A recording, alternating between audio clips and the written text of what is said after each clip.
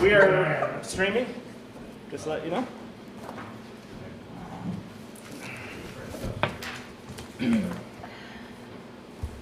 AZEK. Yeah, You're happy with it? real happy. Yeah, my father-in-law, the first one he did was at ours. He's a really Yeah, good we're carpenter, looking at Jerry it. Whitford.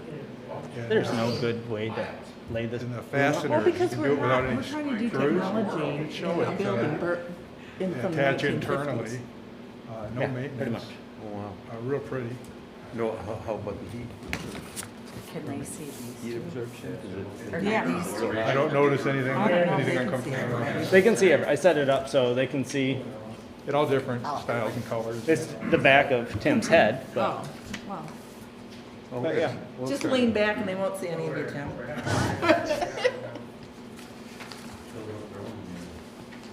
I didn't get my cursor over to the mic button. She indicated that she'd be able to make it to the meeting, but that was last week. I just seen that she's. Okay. And we are muted on their system. So, well, I can't hear them now. I turned it way down so that they don't interrupt us because Oh, I okay. can't mute. I can mute us on their end. I can't mute their end on ours. Okay. So I just.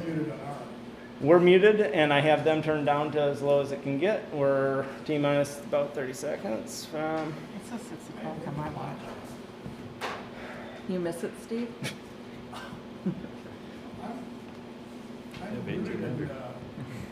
This is unique. I'm like, You're back to where your original spot was. We'll move over a little. we will call this meeting to order. Please stand for the Pledge of Allegiance. I pledge allegiance to the flag of the United States of America and to the republic for which it stands, one nation, under God, indivisible, with liberty and justice for all. They got a flag on their agenda. Roll call. Roll call, please. Trustee Polly? Present. Trustee Lappin? Here. Clerk Palovich here. Treasurer Ellery Summers? Here. Trustee Kroll? Here. Trustee Reiner? Here. Supervisor Skibby? Here.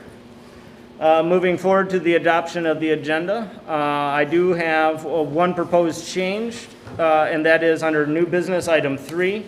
I am going to be pulling item 3 from the agenda to be put on our subsequent agenda.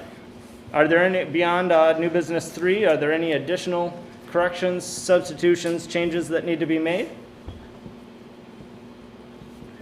Seeing and hearing none, all those in favor of the amended agenda signify by saying aye. Aye. Aye. Oppose the same. Agenda has been adopted. This is our first opportunity for public comment, so since we are, I will call in 245.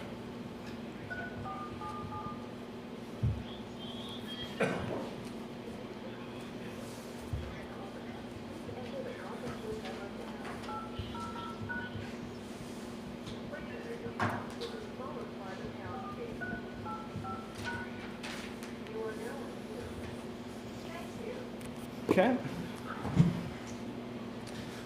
This is the first opportunity for public comment. Is there anybody on the telephone with public comment?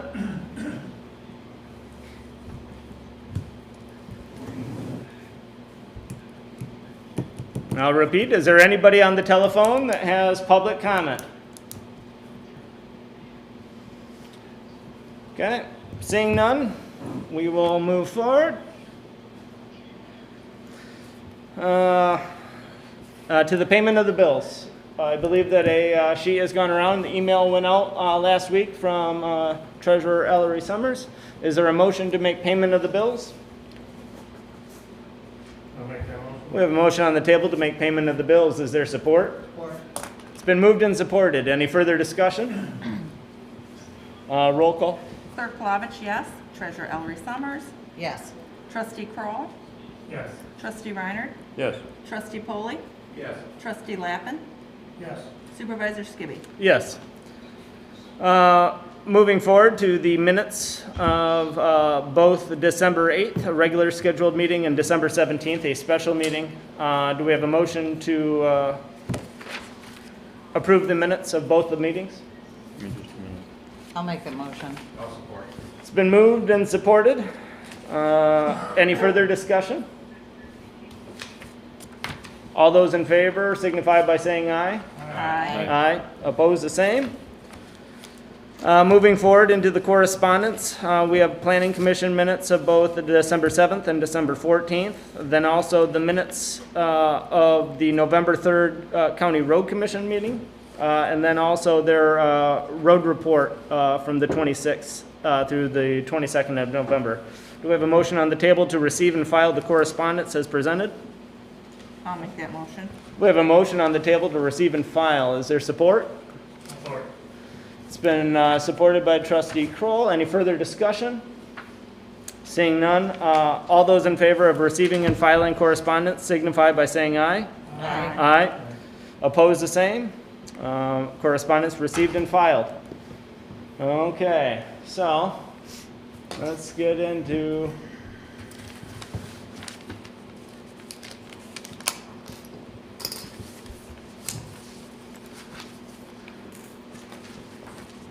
good evening. Can everybody hear us from the city? Yes, we can, and you can hear us as well. That is affirmative, Mayor. All right, we have started our meeting. We are at the point of having Chief Forbush give us a presentation on our topic tonight, so we will move right into that. Chief Forbush, the floor is yours. Thank you, Mayor. On December 17th, the Alpena Township Board met to discuss an impending staffing crisis in their fire department. Due to several resignations and retirements, they will be left with one full-time firefighter and their fire chief by late December. Township Chief Robbins advised the board that they would only be able to staff one station until more staff could be hired and trained. Their citizens have been very clear that unmanned stations are unacceptable. This afternoon, as of December 22nd, a virtual meeting was conducted with Mayor Walagora, Mayor Pro Tem Johnston, City Manager Smolinski, and myself on the city side, and Supervisor Skibby, Trustees Poley and Ryder, and Chief Robbins on the township side. The group had extensive discussion on several options and came to a consensus on the third option that had been presented. The recommended project includes the following features. Alpena Fire would staff one ALS ambulance crew at the township north side station. Typically, one officer paramedic and one firefighter paramedic or EMT would be staffed at that unit, on that unit. AFD would accept full responsibility and authority over any emergency in North Alpena Township during this temporary agreement. AFD could use the township's north side engine for fire calls, and in fact would take whatever truck is appropriate to that particular emergency.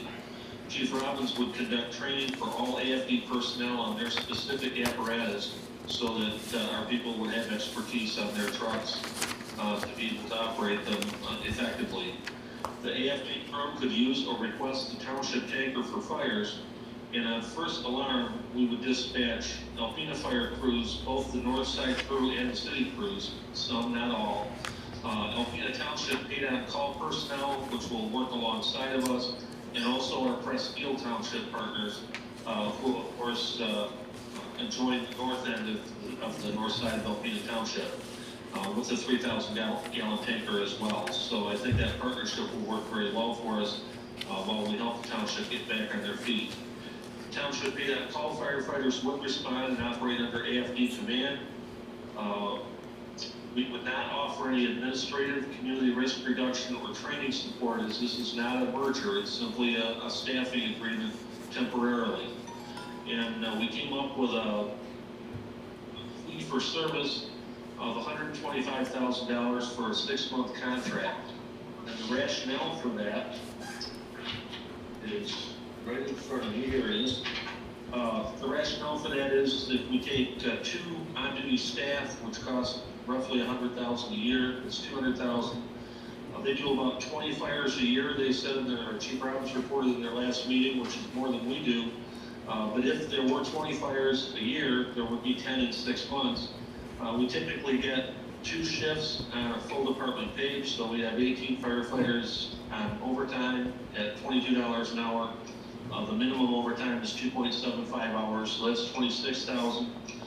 We cut half off of those numbers, add in 11,000 for ancillary supplies, phone, fuel, those kinds of things. So the total for the 6-month contract would be 125,000. And the purpose of that is not to make a profit in any way, but merely to make sure that the Alpena citizens that fund the department don't fund the township operation also. It would have to be self-sustaining. And I feel that at that level it would be. Now I must make it a point to point out that the joint press release that went out earlier this month announcing tonight's meeting, in fact, was co-authored by Chief Robbins and I and approved by the applicable officials when it was released. Public comment is encouraged prior to and at the meeting tonight, but the township officials have indicated that they urgently need staffing assistance beginning January 1st. It should again be emphasized that this project is a temporary solution to an urgent staffing shortage and is not a merger of the departments. Are there any questions that I can help you with, Council? No, Chief, just a quick comment. Thank you. This is Councilman Nowak. Thank you for the rationale behind that. I think that was well thought out and well explained. I appreciate your efforts on this. Thank you, sir. Anyone else on council? And then I'm going to shift over to the township board for any comments from the township board or questions for Chief. I have nothing, but I would like to thank everyone for their work on this. Thank you to both of the chiefs. I hope this works out well. Thank you. Thank you, No ma'am. question. Respect. Thank you. Hey, township board, do you have any questions or comments for Chief Forbush? Well, I appreciate the opportunity, Mayor. At this point in time, I thought it may actually behoove this conversation to have Chief Robbins add anything that Chief Forbush may have missed, if there is anything. Okay. You gonna speak up? No. Okay. I'm getting about ready to give you a microphone.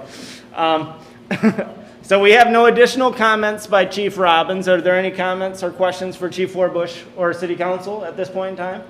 Yeah, Chief, I have a question for you. This is Steve Lappin.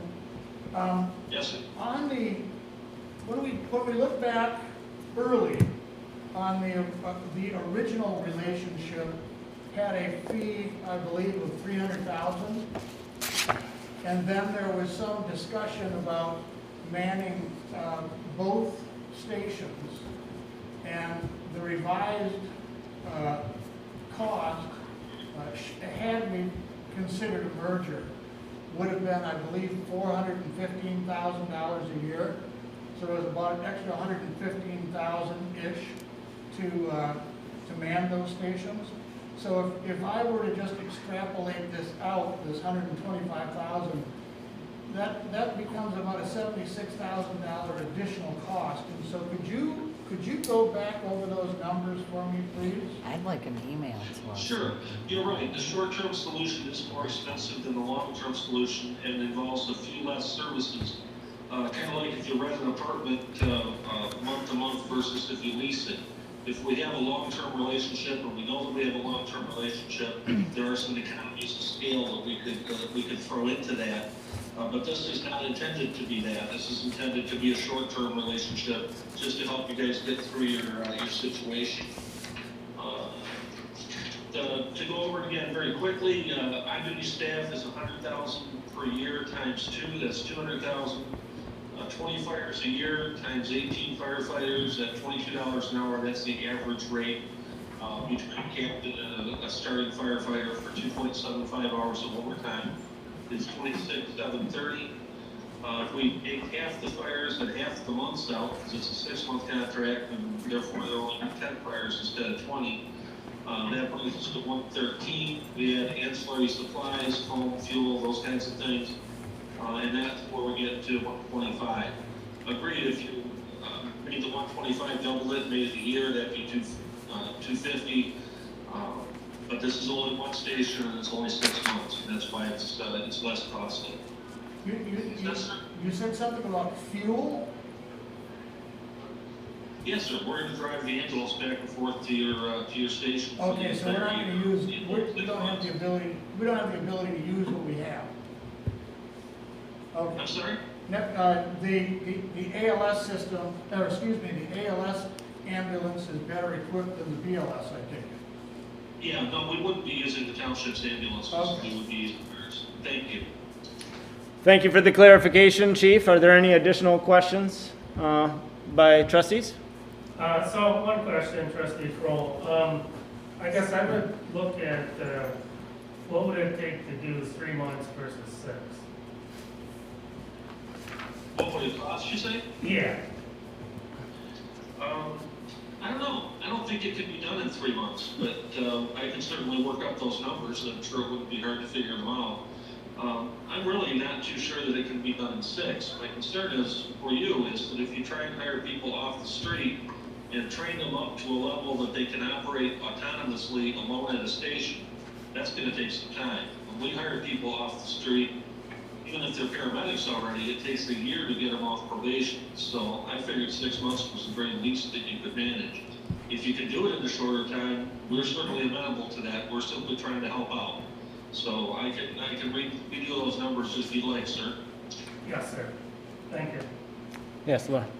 This is Laura Ellery Summers. I just wondered, could there be even if we didn't switch, we could still do the 3-month option like Trustee Kroll said, but what about an out clause? Say we're, into this and we're 4 months down the road or whatever. Is there an out clause that either side could get out of, end this if that's what we choose? Yes, there's a termination clause in the final agreement if we come to an agreement. To be honest, I haven't read that. Our city attorney added it today, but there is a term and termination clause so that you could get out. If, on the other hand, you needed more time, we can arrange that as well. We're pretty flexible. So is that termination clause in the paperwork we have? No. No. Okay. No, So this there's a different, this is yeah, just a draft. this is a what was presented at this evening for both council and for this board was a draft. This is not a sign and ready to go. We're looking for public comment. Okay. We're doing everything that we've been instructed that we should give considerations to do. And we're following each and every step as we move forward. I think everybody's question on this board thus far is there an early termination? What does it look like? That will be addressed. What we're here to do is talk about getting the protections that we must have in line. So if after a vote and ample discussion and public comment, we can agree to everything to say the point of upon last inspection of legal to be signed upon by mayor, city council, supervisor, township board. So this isn't a final. We tried that before. That did not work. So we're having that discussion. Rachel Smolarski. Bill Piper is with us on the phone. I don't know if he can address that question. Yeah, as far as termination, if the parties want to agree that there's a certain amount of time that you could give each other notice on to terminate, I would suggest that it not be less than 30 days. But if during that 6-month period you want to give 30-day notice and both sides are agreeable to that, I have not specifically talked with Chief Forbush about that. But if that seems reasonable to both sides, then we can put that language in there. I think 30 days is fair. I think that's very reasonable. Hey, Bill, while I have you on the line, and actually to the chief as well, I think I tend to agree with the chief that 3 months may not be realistic. In fact, 6 months may not be realistic. if we needed to extend this contract, could we establish a in advance cost of doing business? We could, I mean, I would leave that to Chief Forbush. I don't have expertise in the cost amount, but, once again, we could also build in, something that says upon 30 days notice, this could be extended for another 30 days or 60 days or whatever ends up happening. I mean, 6 months, as Chief Forbush has suggested, may not be enough, but, if we wanted to continue it past then, we would either need a new agreement or some language in there that gives an option to extend it upon a certain amount of notice. So this letter of I would agreement, be amenable to that. It's up to the council to decide, but, we're certainly willing to work with you any way we can. So, so yes. is this letter of agreement that we have with our union, is that part of this discussion or not? It touches upon it. It's not really. That's more the internal side of it. There's, that was clarified by Helen Mills. There's no need for an agreement in this scenario. What the letter of agreement was the internal sides to allow chief some more flexibility utilizing non-unionized members. But we still have to vote on it, correct? That'll come later. To what, let's finish one thought so I can just kind of follow through. Well, so the only reason I bring that up is because you and I sat down with the union and agreed to a 90-day extension to Yep. the letter of agreement. But this agreement has a 6-month. Yeah, and that was to the point. I just, in the volley with this, LOA doesn't, we can get it clarified to 90 days. I had our labor attorney go to, because outside of the 90 days was to have it run concurrent to the 6-month extension. That was also in part of that conversation. Correct, but that's not what we agreed to when we had that meeting. So that's why I'm saying, I agreed to a 90-day with them, and now I'm gonna come here and look at a 6-month agreement, which I'm not okay with that. That's the letter of, so you're getting ahead of what we're talking about. Good. I'm not opposed to that point of clarification. Right now, that piece of paper doesn't have a ton to do with this. That's just a timeline. We can always address that. It was, Okay, but so you're saying there's no conflict if we enter into this and we have this letter of agreement? I was under the understanding that the union had to approve before we could. so, and actually, what, May I add a point? excuse me, what was that? I'm sorry, may I add a point real quick? Yes. I just wanted to Yeah. point out, in case it wasn't absolutely Lizzie. clear, I apologize for that.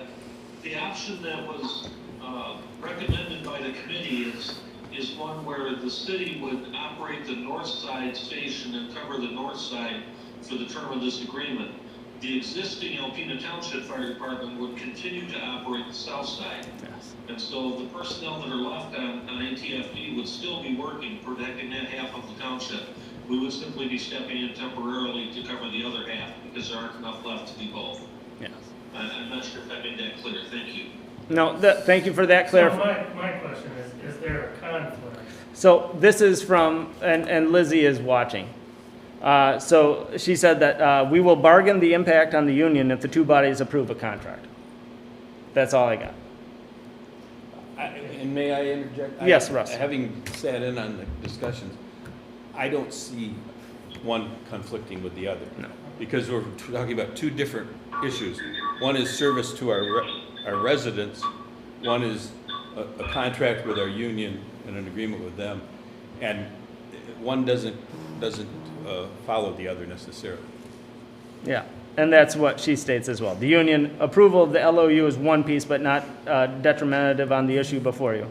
So but to your point, that is a beautiful point of clarification. So on the 90 days versus. Yeah. So are there any other questions about this topic, but for Chief Forbush, Chief Robbins, as to Chief Forbush's comments of 6 months may not be long enough? Because we're also hearing 3 months. So I would really like to hear what your point of view is to that timeline. Our original discussions internally in the township, I believe we're 3 months with the possibility of 3-month extension. I don't have a problem inherently with a initial 6-month agreement, other than the only problem I could foresee is if we get to a point where we're staffed up, so to speak, but haven't terminated the contract, the city continues to man the north station.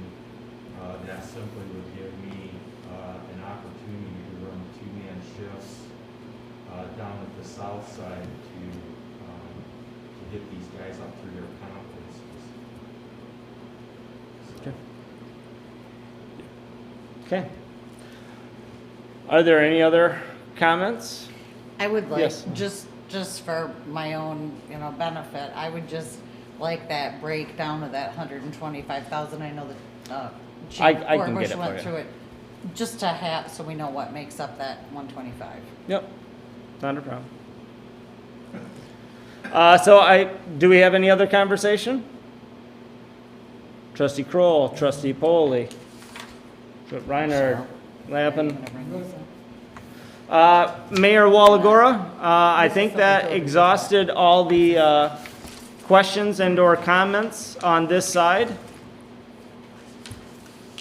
Okay, and I caught the vast majority of your discussion. Some of it was a little echoey, but I think I caught the gist of it. Some discussion about the length of the contract mainly and the cost. I guess I'll give my 2 cents. We're certainly here to assist you guys. Chief has put together a program that will work for us. I don't have an issue with some type of out clause. Obviously, if you guys are up and running and things are going well within 6 months, and you don't need us there anymore, there really certainly isn't a necessity for us to stay. How that out can be worded is up to Chief and Bill Piper, I guess.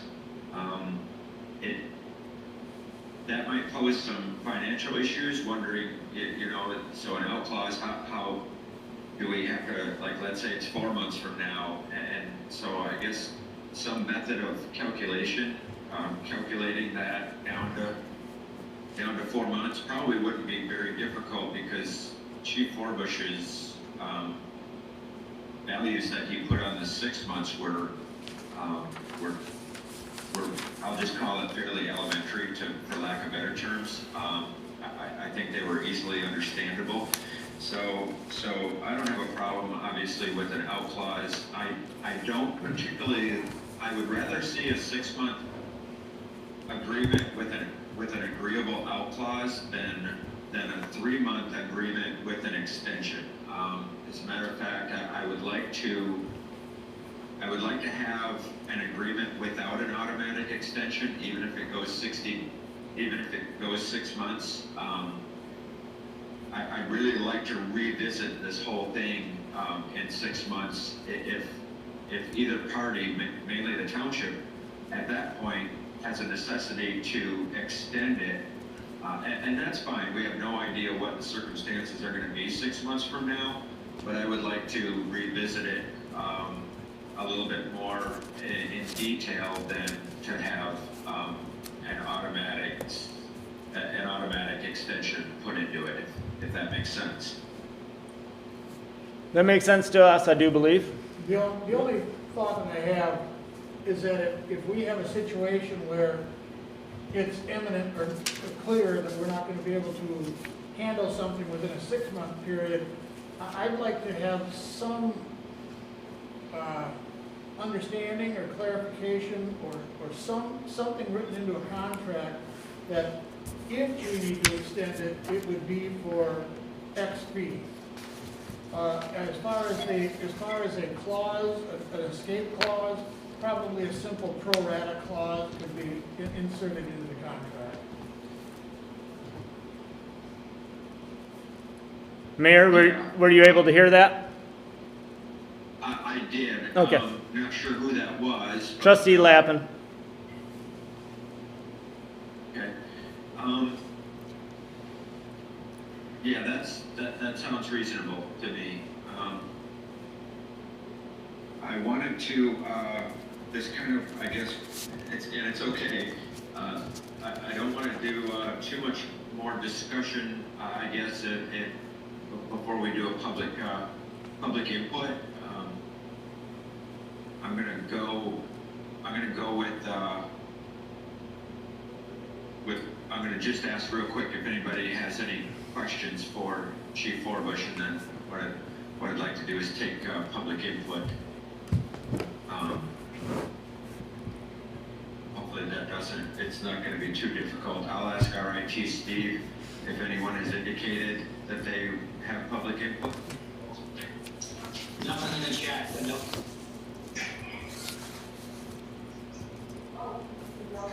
Nothing in the chat, no.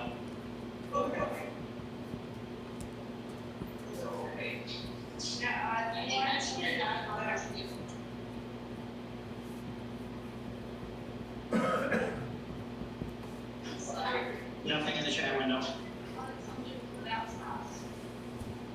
Okay, so here's how it works for the city on our meetings. If you would like to do public comment, click on the chat thing and just put a hands up, or I have public comment, something for our IT guy to visually recognize that you have public comment. And I'll give it just a couple of minutes here, or a minute, and then I'll shift over to the township's live meeting. I can see that we have maybe one or two people on the phone too, so you might want to ask about them as well. And if you're on the phone, I guess just unmute and let us know that you have public comment. Thank you, Rachel. Okay, Mr. Skibby, I'm not getting any public comment from our site or phones. Do you have live public comment there, sir? I have, Mayor, I have actually reached out in our chat box requesting if anybody has public comment at this point in time. Is there anybody on our telephone system that has any public input?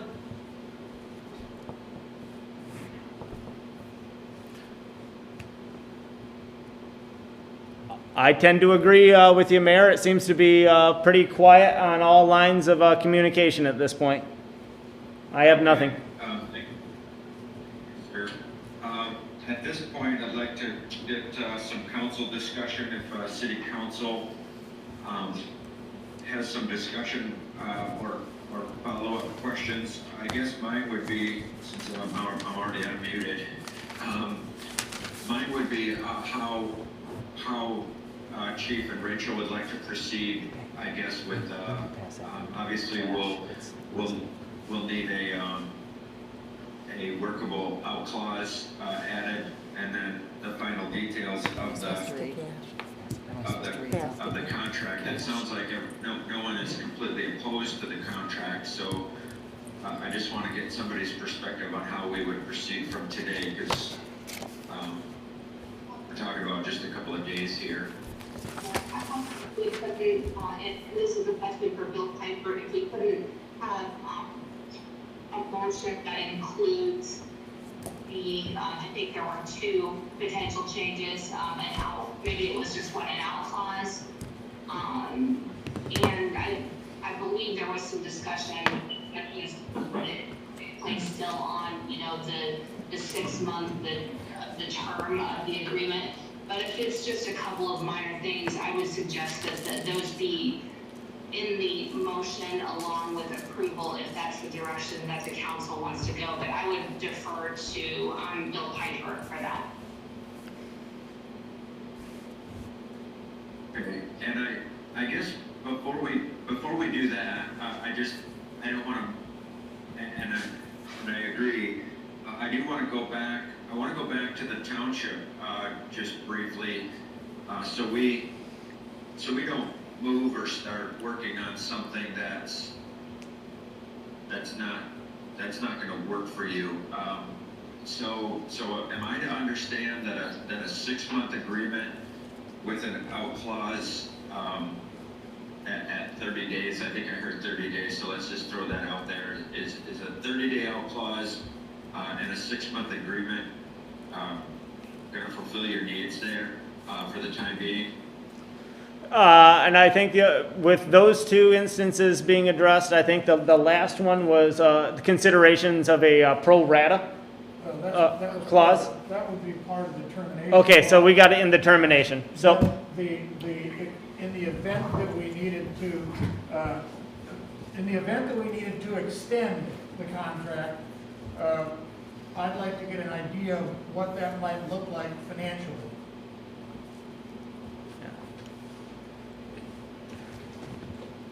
Excuse me, not to speak out of turn, I would think that we could take the cost recovery rationale for the 6-month version and simply extrapolate it out in 12ths to figure out if it had to be 7 months or 8 months or whatever the case is. Without a long-term agreement, I think the short-term pricing is a fair assessment of cost recovery for the cost of providing the service. this is what it would be per month. That's Yeah, monthly. that would make sense. Trustee Reiner? The other thing, I have to say, I appreciate the city being so willing to work with us here, and from my point of view, they are our best option in this situation, this crisis. A couple questions I had that when I was looking through this again, that I didn't think to ask before, was, and probably for the treasurer's benefit more than anyone in a cash flow situation, are we paying this as a lump sum up front? Are we paying this monthly? Are we paying it in arrears or in advance? A month in advance, a month in arrears? Are we paying it at the end of the term, which I doubt? So those things I think need to be just clarified in the agreement. The other thing is that, frankly, I'm less concerned about wanting to get out of this early, and more concerned about whether we can get ourselves ready to go solo in 6 months. That's the bigger concern I have.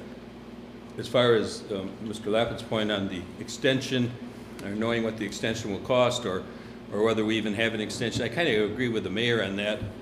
I think for one thing, we need to have an experience factor. I think the city would want an experience factor over the 6-month contract, and we'd like to see that as well. Plus, see where we're at in 6 months.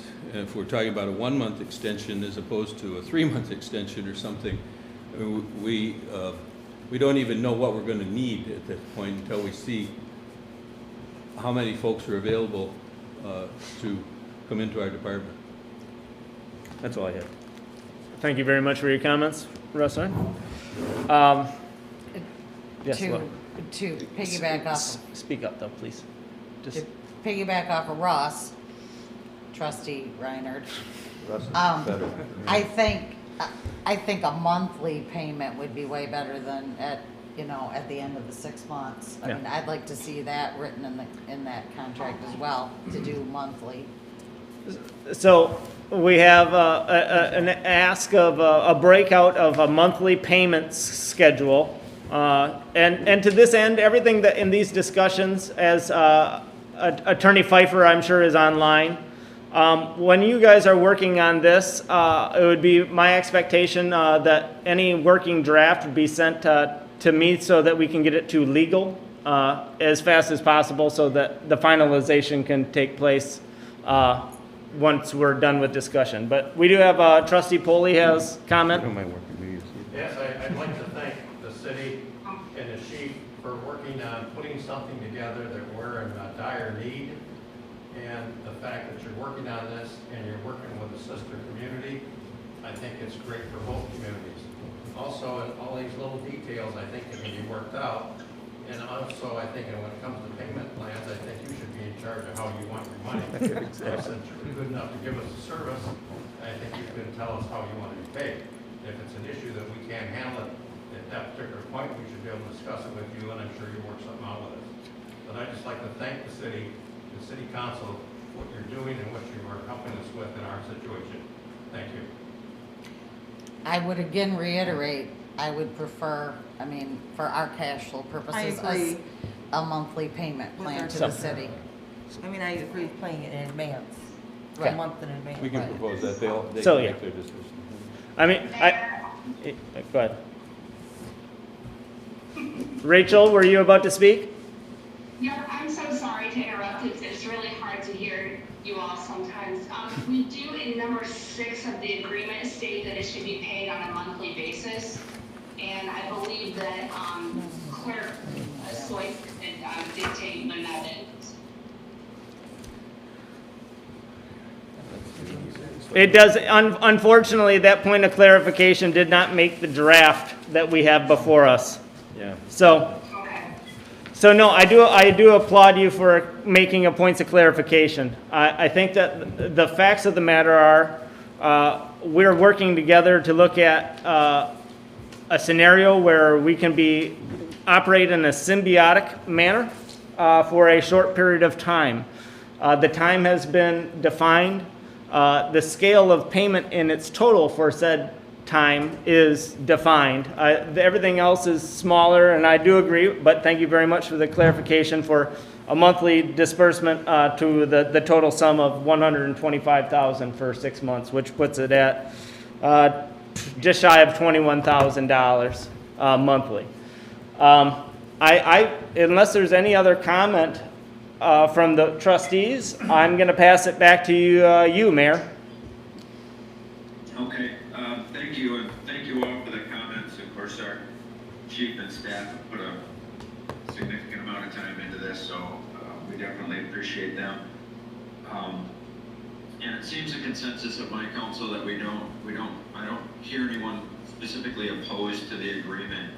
I would like to see the final language before approval, but I don't want to send Chief or Rachel or Anna or even the township board go too much further with what they need to do if there's some opposition here on our council. So with some of these details worked out, I think, I apologize for not hearing everyone.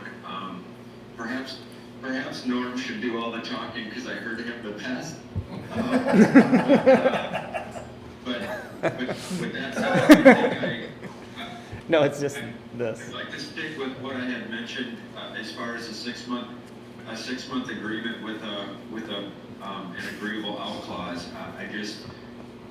Anything shorter, and I feel like in March we're going to be right back here.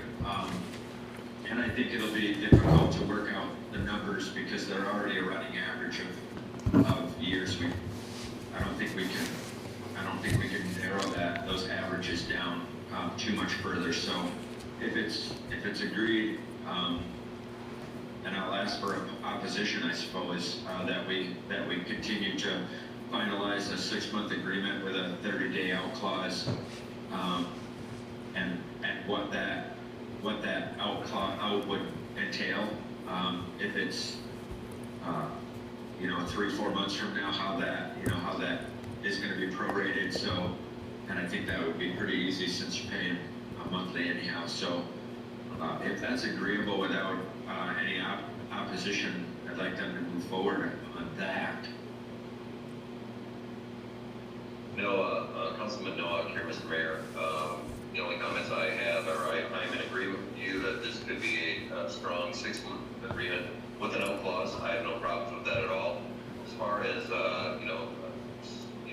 timelines for additional cost after the 6-month agreement, I mean, to be fair to the chief and to be fair to all, I mean, after the 5-month that would need an extension, I think he deserves at least to have an opportunity to look at what cost and have some actual numbers in front of him, rather than us trying to establish a cost ahead of time to, tell them what it would be if we do decide to extend. So I am in favor of moving forward with the 6-month with an out clause that they do get their department up and running a little bit quicker. I'm fine with getting out of this a little bit sooner. But as far as extending, I think that, you know, we should look at it maybe 4 months or 5 months and let the chief reestablish numbers of what an extension would look like at that time. That's acceptable to you, chief. Absolutely, sir. I agree. If it looks like we're gonna go the whole 6 months, we're gonna know 30 days before that expires, I think. So, you know, when we look at, if we need to seriously take a look at this 5 months from now and determine whether, so we're not 3 days out from when we need to extend it. And I'm sure the chief is, I'm sure both chiefs are gonna keep an eye on that and be able to give both boards an update on where we're at by about 4 or 5 months from now, 4 months from now. No problem. So, To be Mr. honest with you, sorry, go ahead. Oh, not a problem. Mr. Mayor, I was just wondering, are you anticipating, do you need to take a actual motion to get to a working final, or what is your next step, sir? Yeah, that was actually gonna be my next question. This type of scenario is a little bit new to me. So I would like, I don't know, I'm gonna kind of leave it to council.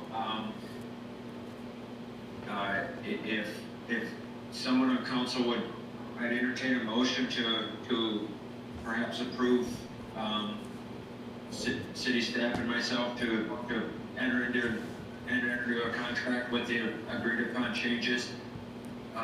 If you want to see it first, it might be via email type of thing. So I want to proceed however you guys are comfortable with it. Perhaps Bill Piper even has a suggestion. He's usually better at that than I am.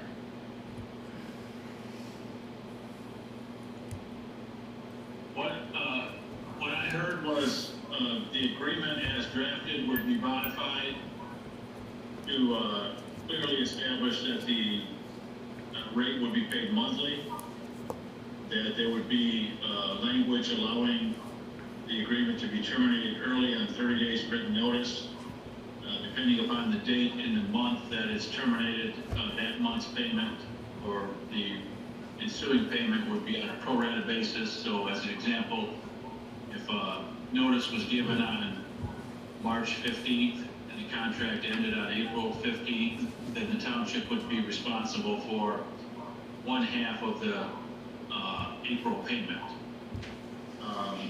If the agreement is to be extended beyond a 6-month term, the cost would be reevaluated at that point in time, or 30 days before any extension. And then I know the township's not in possession of this, but it does have language that we paid on a monthly basis already in there. And unless I missed something, that would be the changes to the existing agreement that both sides currently have. Yeah, and I think that was about all I heard.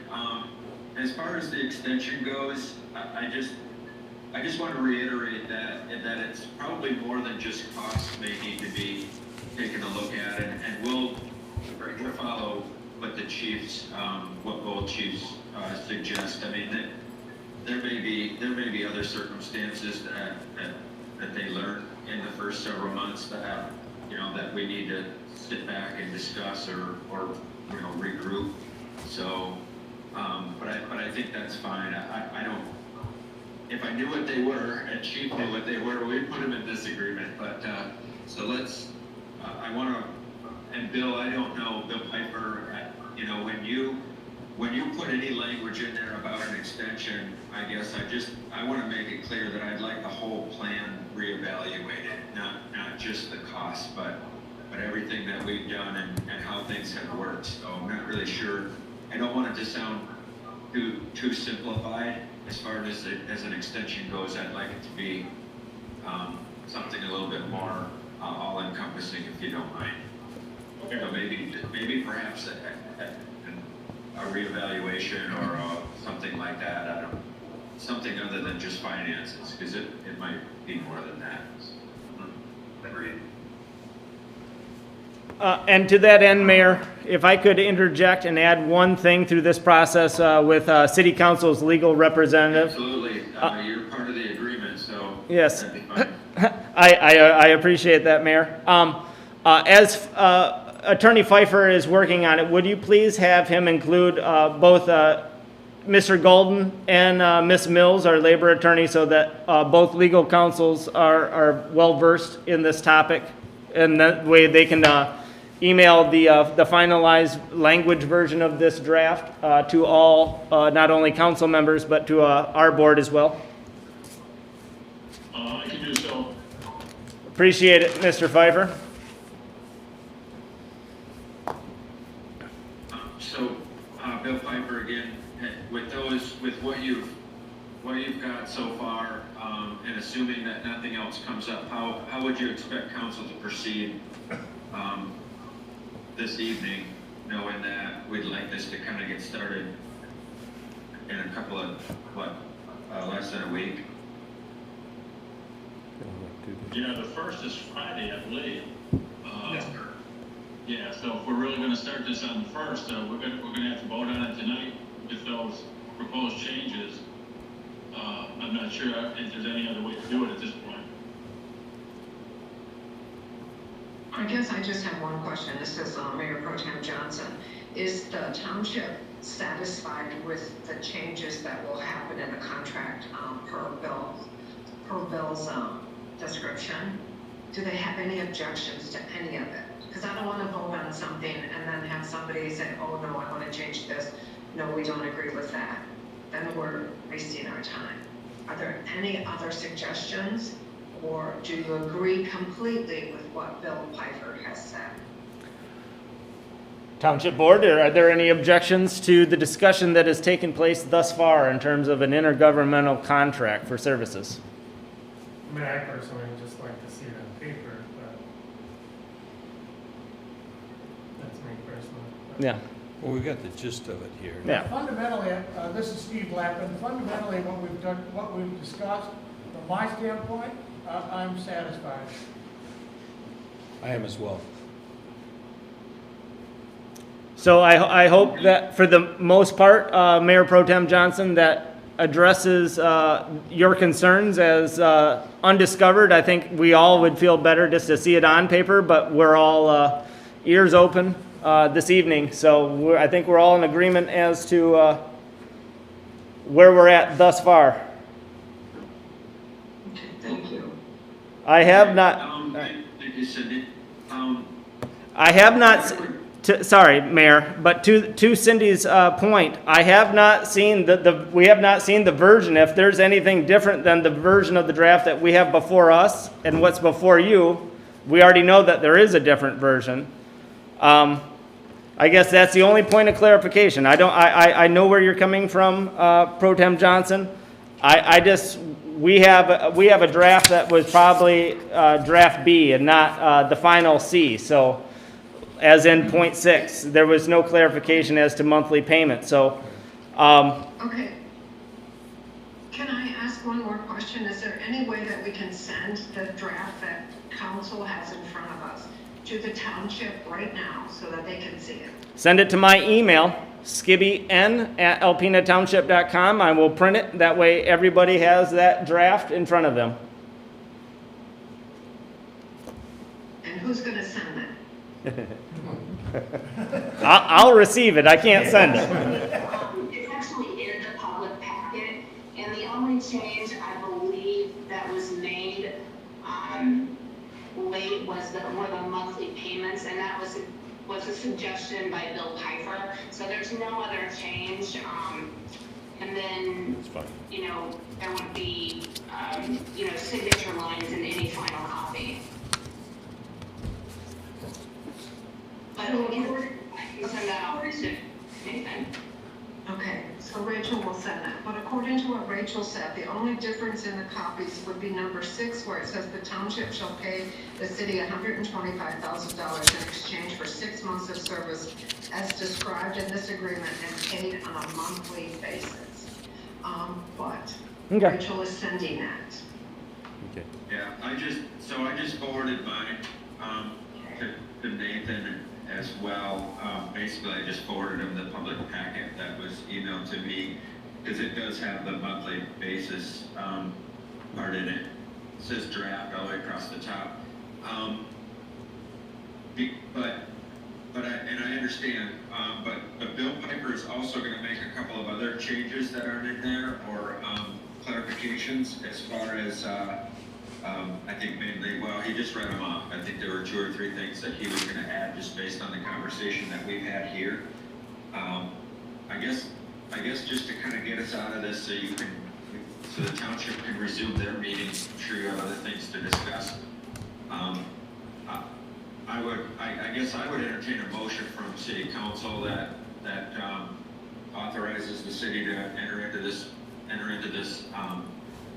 agreement contract once it's revised by Bill Piper, and if you do and you do so, I can assure you, you're all gonna see it. He's gonna email it, and so if you see something, even after there's more in there, then definitely raise a flag. But I think we're all in agreement as to what it's gonna say at this point. And then if the township wants to follow up with that as well, that's fine. Okay. Mr. Mayor, I believe our clerk has a question. Yeah. Anna, your mic isn't working. You're not muted, but I can't really tell what you're saying.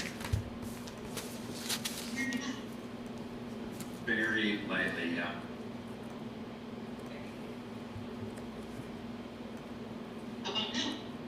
Yeah, that's a little bit better. Okay. My recommendation would be to require payments monthly in advance, and we can send that invoice.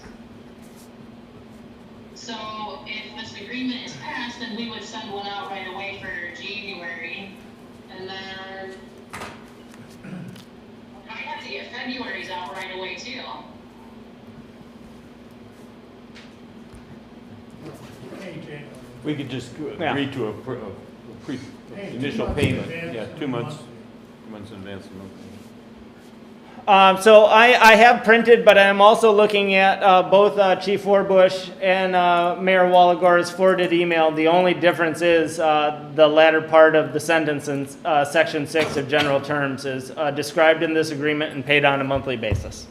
That's the only language. It's the first of the month. Yeah. So, township, were you able to hear what our clerk suggested as far as Yeah. making payments in advance? Yes. Why don't you consider January, February payment now and then monthly? And just bill us February 1st for March. And bill the clerk. No, I mean, you get the bills. I mean, Did you hear that recommendation as to the billing snafu of just sending our first bill proactively of January and February, then to be moving into the 3rd month on a monthly basis?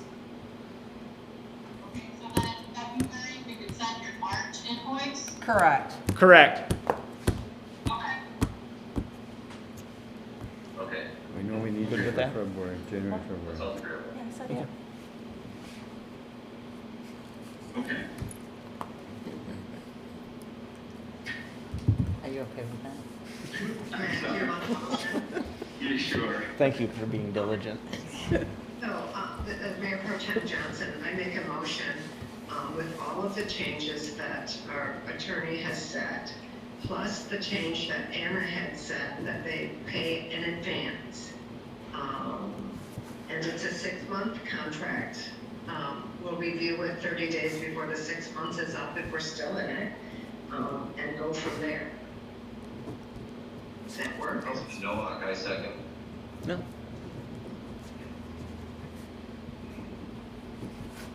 Yeah, I guess in your motion, I would suggest that you authorize myself and staff to enter into that agreement. And I add that to my motion. I second that amendment. Attorney Piper, is that correct? Yes, and I will have it to everybody before lunch tomorrow. Thank you. Yes, sir. Okay, we're roll call on this. Councilman Mitchell, Councilman Mitchell, yes. Councilman Nowak, Councilman Nowak, yes. Mayor Walagora, Mayor, aye. Councilwoman Hess, Councilwoman Hess, yes. and Mayor Pro Tem Johnson. Mayor Pro Tem Johnson, yes. Motion carried. Okay, Township, we will leave it up to you as to how you would like to proceed on your end, but you're now aware of where we are at our end, and we will, Well, get the contract over when Bill sends it out. Bill's gonna copy you guys, as well, and, we'll just stay in contact then. I appreciate it, as does the entire board, Mayor and council. Thank you all. Thank you. Thank you. Thank you. Thank you all. Yep. Okay, so to that end, we have before us a somewhat ratified contract to be coming to us tomorrow. Don't we have to make the same motion? Yeah, basically, that's where I'm going at, so. So can you say it slowly and I'll write it down? Yes, I can. Thank you. So at this point in time, I will entertain a motion to allow myself to sign a ratified agreement that corresponds with the discussions that took place with the city council's vote this evening, to which, as are all materials that flow through council, will be disseminated to all trustees. This is not, I'll simplify it for you. To be agreed upon. But Less words is best. the motion that we heard on the TV is the motion that I'm looking for. The ability to move forward with a 6-month term contract with the city for services at the cost of $125,000 for 6 months, with the amended draft contract to be brought forward tomorrow. I'll make that motion. We have a motion on the table by trustee Polly. Is there support? I support that. It's been moved and supported. Any further discussion? I guess I would like, What the motion is. Here's what I've got. Yeah. Okay, thank you, I don't Russ. know, Norm, if this is your motion, you let me know. So it'd be motion to enter into a contract with the city for fire and emergency services for 60 days with a 30-day out provision. 6 months. 6 months with a 30-day out provision. 6-month contract with the payments to the city of, you said something less than $21,000. It was Can $20,833 we just a put month. paid monthly? Okay. Payable monthly in advance with the January and February payment to be made on or before January 1, 2021. I don't think there was any other provisions that Bill was going to add to it. So that means you're gonna do a check tomorrow, right? So, Because we don't have the final agreement, I do think normally we have 2 people sign a contract. I was going to recommend that too. yeah, I don't really care. Is that I think, I'm coming from the corporate world, I guess, but I would think that both the clerk and the supervisor should sign, or I an will be gone alternative, it should be during the middle of Mr. tomorrow. Coley and the we can supervisor. sign it One of the- Wednesday. Okay. Well, or do the check. Can we So- do the check Monday? Well, I can do the check tomorrow. So we have a motion, we're in discussion. The motion's been clarified. Trustee Lappin, do you have? No, I just want to make sure that you're in agreement with the motion. I think it's wonderful. Okay. Russ, could I get a copy of that? Yes. I didn't write it out, I just wrote myself notes for the point. So we have, is there any I'll other give you- discussion? Yeah. Is there any other discussion to the motion on the table? If not, roll call, vote please. I'm sorry, what did you say? Roll call. I said, roll call, vote please. trustee Reiner, Yes. trustee Polly, Yes. trustee Lappin, Yes. clerk Palovich, yes. Treasurer Ellery Summers. Yes. Trustee Kroll, No. supervisor Skibby. Aye. Motion passed. City Council, I thank you for your time this evening and for calling a special meeting. We will be obviously in close communication moving forward. Thank you for your time. Thank you very much. Okay. So we can motion to adjourn, I'm assuming, Mr. Mayor? Yes, sir. Second, Johnson. Yes, I move we start. Johnson, second. I'm trying. I'm trying. This mouse is. Accountable. I'll come over. Thank you. Thank you. All right, Thank you all. Thank you, appreciate it. Bye. bye now. Okay, so we have now exited that meeting. We are moving forward with a contract for 6 months. And that concludes old business A. Moving forward into old business B, letter of agreement. So before us, and Cash, by all means, take point, because you make a very valid point. Well, I just, Supervisor and myself, sat down with the union, was it 22nd? Yeah, I do believe it was. So with the original agreement, the only issue that I really heard from them was there was no date on it. They just wanted some type of date. They were agreeable to all the terms, basically, at the end of the meeting. So we tried to go for the June, so it would coincide with the current contract extension. And they weren't agreeable to that. They wanted 90 days, basically 3 months. So that's what we agreed to when we were there. So I guess if we agreed to that, why did it come back as 6 months? Because those were my notes. That's my point. And that was, I guess I should have clarified with, because in my notes I had concurrent to the contract extension. The contract extension is until June 30th. Yeah, no, I thought that was pretty clear when I was there. At least that's the way I understood it. Yeah. So is this like a negotiation with the union? Is that, and we have to approve it?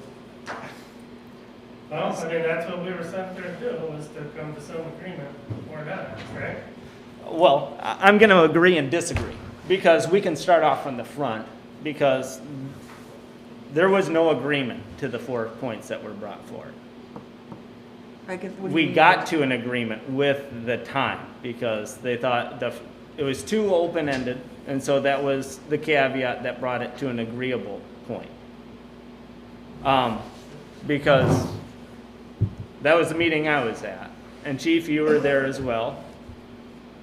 I mean, point of yes, Norm. I just have a question. What's the problem with changing it to March 31st? I don't think, the point is, I don't think there is any point that there's going to be any problem. I think we're battling over 3 months or 6 months. If it's 3 months, it's 3 months. So, That's what they'll only do. I guess my question is, in 3 months, if we are still working with the city, do we have to go get another letter of agreement extending it to June 30th? I don't think so, right? Dude, if we're bargaining, so right now, we have several different factors playing all at once. Right now, we have a bargaining unit that in 2 days does or doesn't exist. What do you mean does or doesn't exist?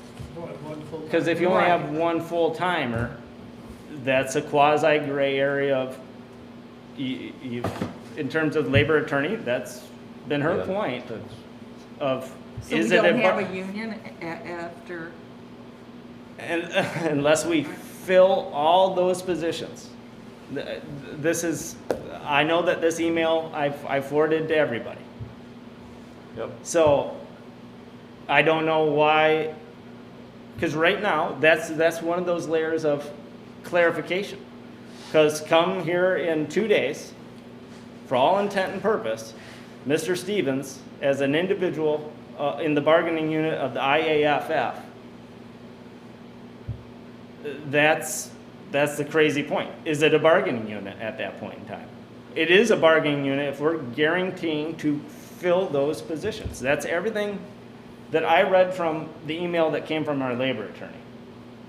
Well, we can't So I don't know if guarantee I'm- anything at this point until we go through a process, right? I mean, how can we guarantee anything? We can't guarantee anything. Right now, the only guarantee we have is that one of our stations is now not going to be unmanned, while whatever the process comes to be through hiring, et cetera, comes to fruition.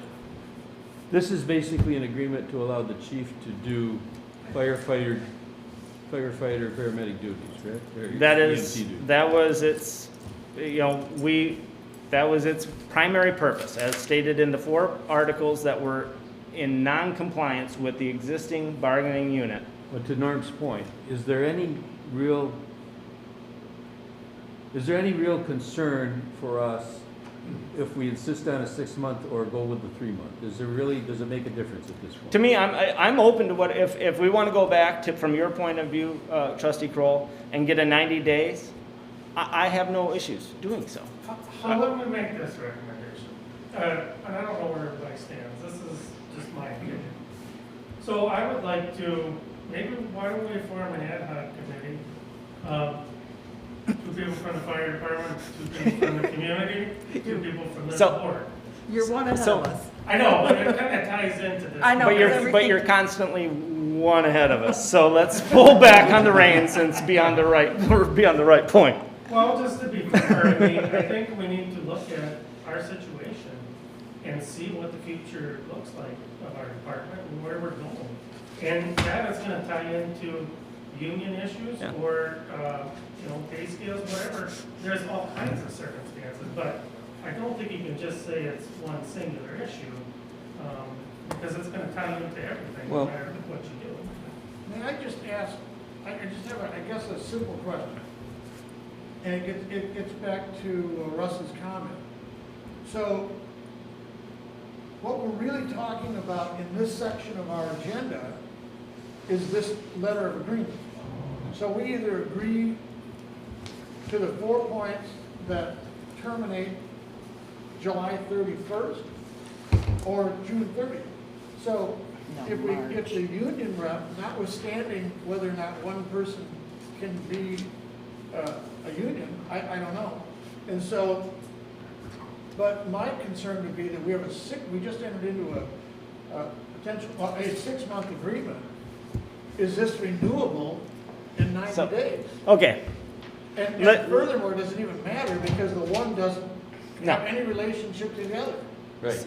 so to that point, from the labor attorney, who is also listening and watching very diligently.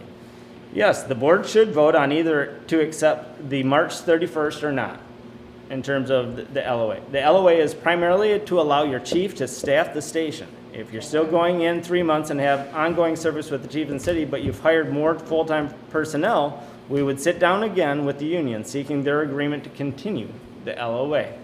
If there is no additional staff, or you hire new staff, but they refuse to extend, we'll sit down as a board to discuss. Yes, Michelle? On December 23rd, I did get a letter from Chris Stevens with a revised letter of agreement that would end on March 31st, 2021, which Chris has signed. Is that the one we had in our This right packet? here, Yeah, no, so, Yeah, dated December 23rd. yes. So, so the LOA that's in the board packet is Is- the most updated LOA no. No. The ones So- that Chris Stevens, that I Yeah. handed you, correct? you did not hand this to me. I got it from Chris Stevens, he emailed it. I think he emailed it to most of the board. Did he revise it himself? Yes, it's word for word, except it has the March 31st, 2021. Right. And that's Oh, yeah. what No, we we got. I got, guess my problem is, Well, I if don't we have had an that. agreement with them to do 90 days, I just think it looks bad on our part to come back with a 6-month one. Okay, so then we simply vote on the Yeah. March 31st and then go back to it. So, Are we looking for a motion?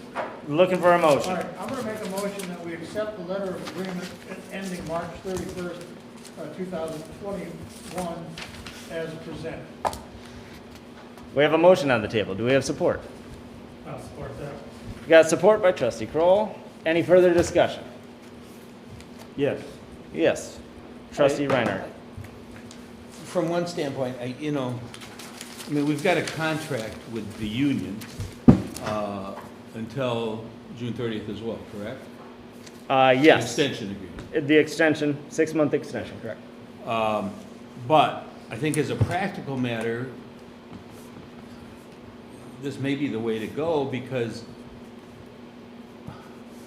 I mean, as a practical matter, can these two men continue to staff the Southside Station, just them, and not be burned out and not be unsafe in doing so for a 6-month period of time, even a 3-month period of time? And I guess I look to you for response to that. We've talked about it before, but, you know, let's talk about it.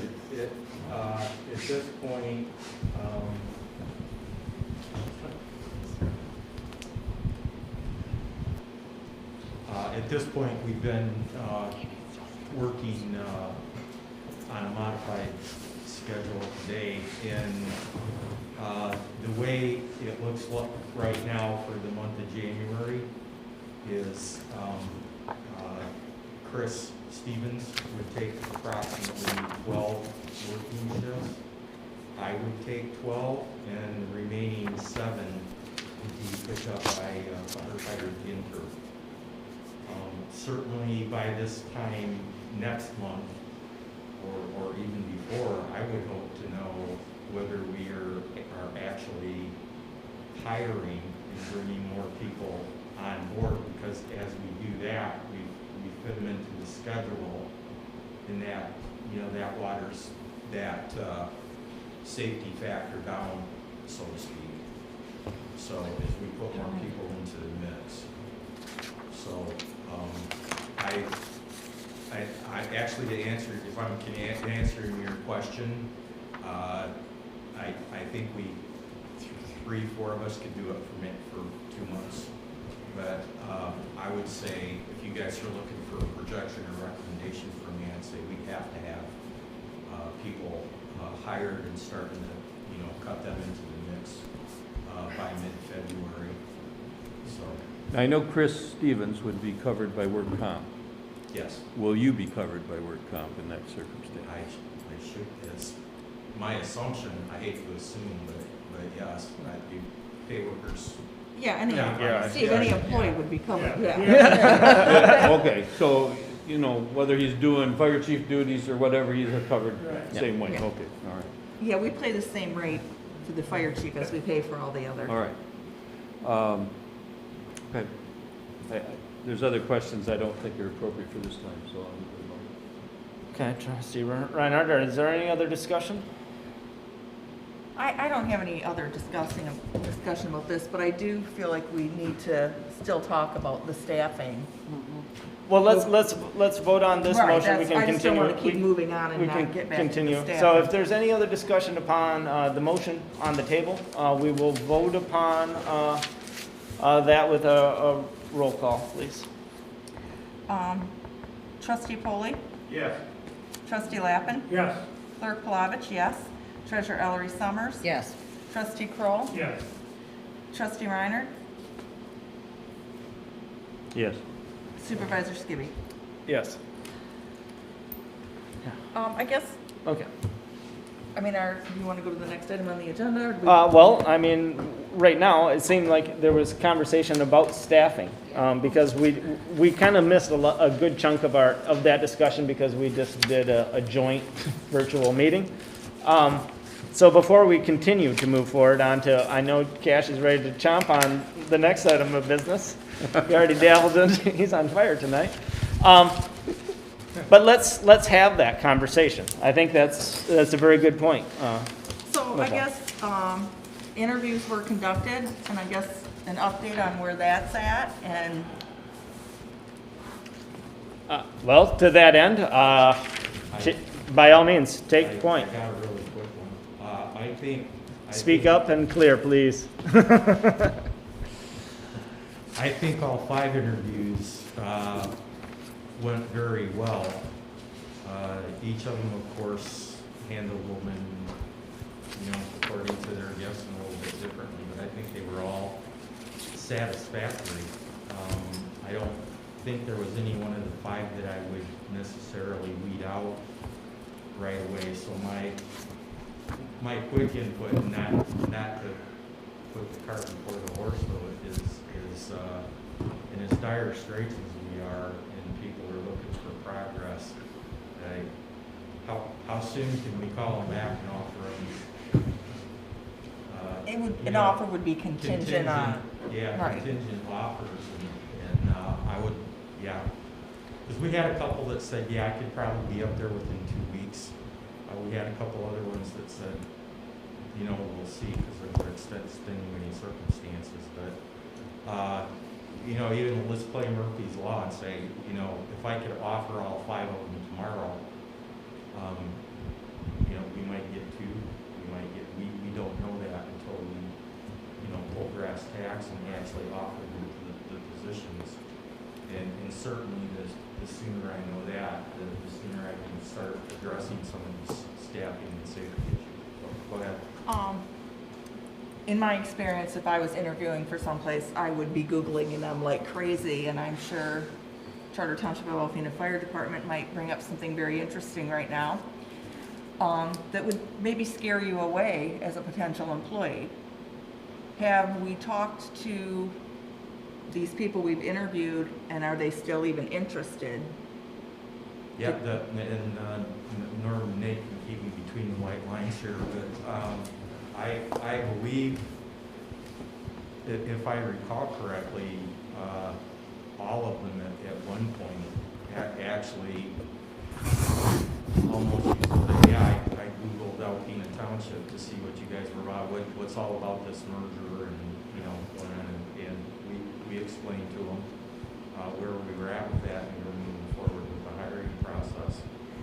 So I think from there it would be more a matter of actually giving them something to grab onto and saying, well, you know, I want to make you a contingent offer, why don't you come up here and you can actually view the station, see our operation, see where you'd be working, and go from there.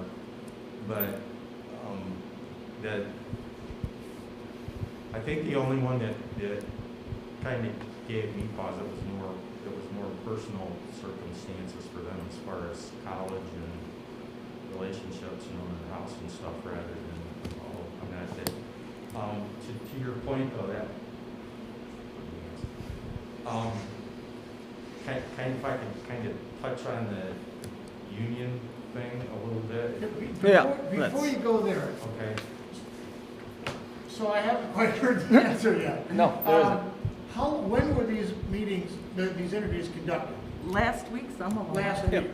And the So week as of before. last week, And the week before. clearly everybody was still interested. The 5 that we had contacted us back for interviews were. Okay, So so they were so looking there's- forward to hear back from us. So there's not a reason right now to, if you've settled down on like 2 or 3 of them or something like that, you could ask them again, are you still interested? And if so, have you? Oh, no, I had not that kind of sunny, but that's, I would have called them up yesterday, but that takes a board action. Okay, okay. I can't offer them the position, I would certainly like to, but that's, you guys are gonna have to, because we got 5 positions open, and we have 5 candidates, so. Yeah, I'm not suggesting that you offer them the position. I'm suggesting if they're still, I'm wondering if they're still interested. And so, but that's okay, maybe we can establish that this evening. Well, Interviews and hiring and offering and then hiring are different parts of this whole equation, and they come at different steps, in my opinion. But may I? yes, by all means, Trustee Meyer. I want to talk a little, and maybe if you think this is too broad for this discussion, that's fine. I'll consider that, but Dave, are all of these candidates, or most of them, candidates that, I mean, we bring people in at officer level, as I understand our structure here.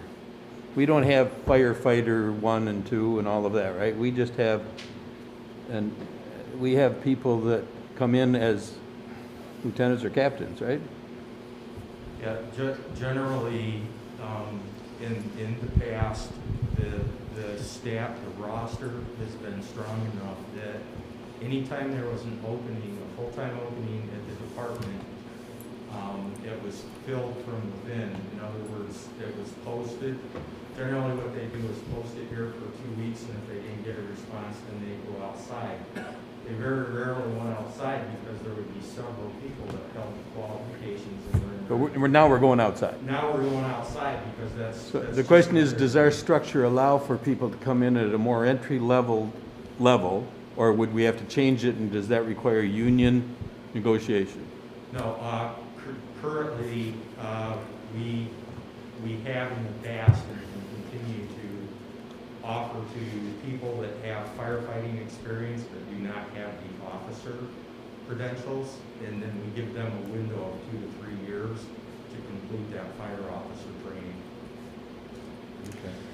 So quasi in between, the reality is, to your point, Trustee Reinhardt, is historically, no. Moving forward, historically, it doesn't have much to do with how we format what our structure is going to be looking like, leading towards. I don't want to get into the next topic, but this is an opportunity to have these discussions. And I think everybody needs to have some skin in this game. Is if Well, I we're looking, realize I'm the new kid on the block here, and I don't know some of these things. well, we're available. But to that point, are we looking to bring in these new candidates into the existing system, or do we need to modify that system? Is that kind of where That's kind of where I'm going, and do we need to? And I'm with Russ on that. Do we need to? I mean, so we wouldn't be bringing these people in as a lieutenant. No, we're like I said the other night, the department is gonna take on a whole different complexion. It's not gonna be your grandpa's fire department. So It's not gonna be the fire department we've traditionally been used to having in say the past 20 years. I think some of the things that we've talked about both individually and collectively in groups is redefining the officer structure. For example, when I say in my time, when I first came here, was that there was no chief, there were 6 captains. Over a period of time, it got to the point where we had a chief, a deputy chief, and 6 captains, and that went to a chief and 3 captains and 3 lieutenants, so that we had kind of a more defined rank structure. But I see a different rank structure in our future, given the fact that before we had the advent of having 5 established, experienced officers to oversee 1 new guy coming in the system, and they each took a turn with that candidate, and we no longer have the facilities to do that for the assets. It's going to be on my shoulders and Chris's. And having said that, I can foresee maybe reshaping the department a little bit, where we have maybe chief officer, a captain, a lieutenant, and the other full-time would be they would be full-time firefighters. Yes, Laura. Michelle's been bullying everybody. I have like a 2-part question. One, I think, we do have a union agreement with the firefighters through June. So somehow that would have to be tweaked if we bring in different levels. And the other thing is, it also should be a pay difference, because right now the lieutenants and the captains make the same. So it's like, you know what I mean? It should be a different pay structure. And that's basically what I was going to say too. And one of the things I've never understood is, what are the responsibility differences currently between a captain and a lieutenant? I mean, they all get paid the same. I don't, it seems like if you've been here longer, you became a captain by seniority, and the 3 newer guys were all lieutenants. That's the only difference I could tell. And nobody could seem to explain it to me. No. Trustee Poley. I was involved in the interviews. There was 5 interviews. Candidates were all pretty sharp gentlemen. None of them had the abilities, and I don't know a whole lot about fire departments, but just talking to them and listening to the chief a little bit, had the abilities to come in and step in and take the place of any of these shoes that left. how soon would they be able to get to those shoes? I don't know, the chief could answer that better, but nobody was, they could come in as, I'd say right down as a trainee with the credentials that they've been to some kind of schooling.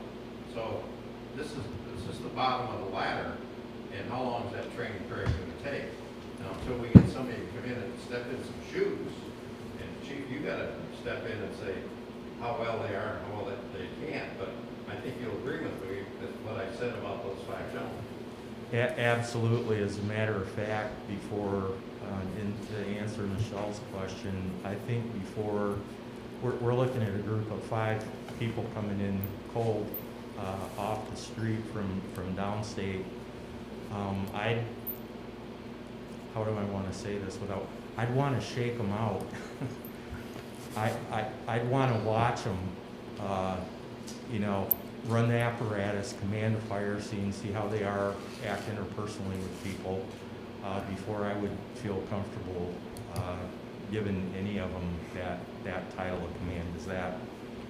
I hope that makes sense to you guys.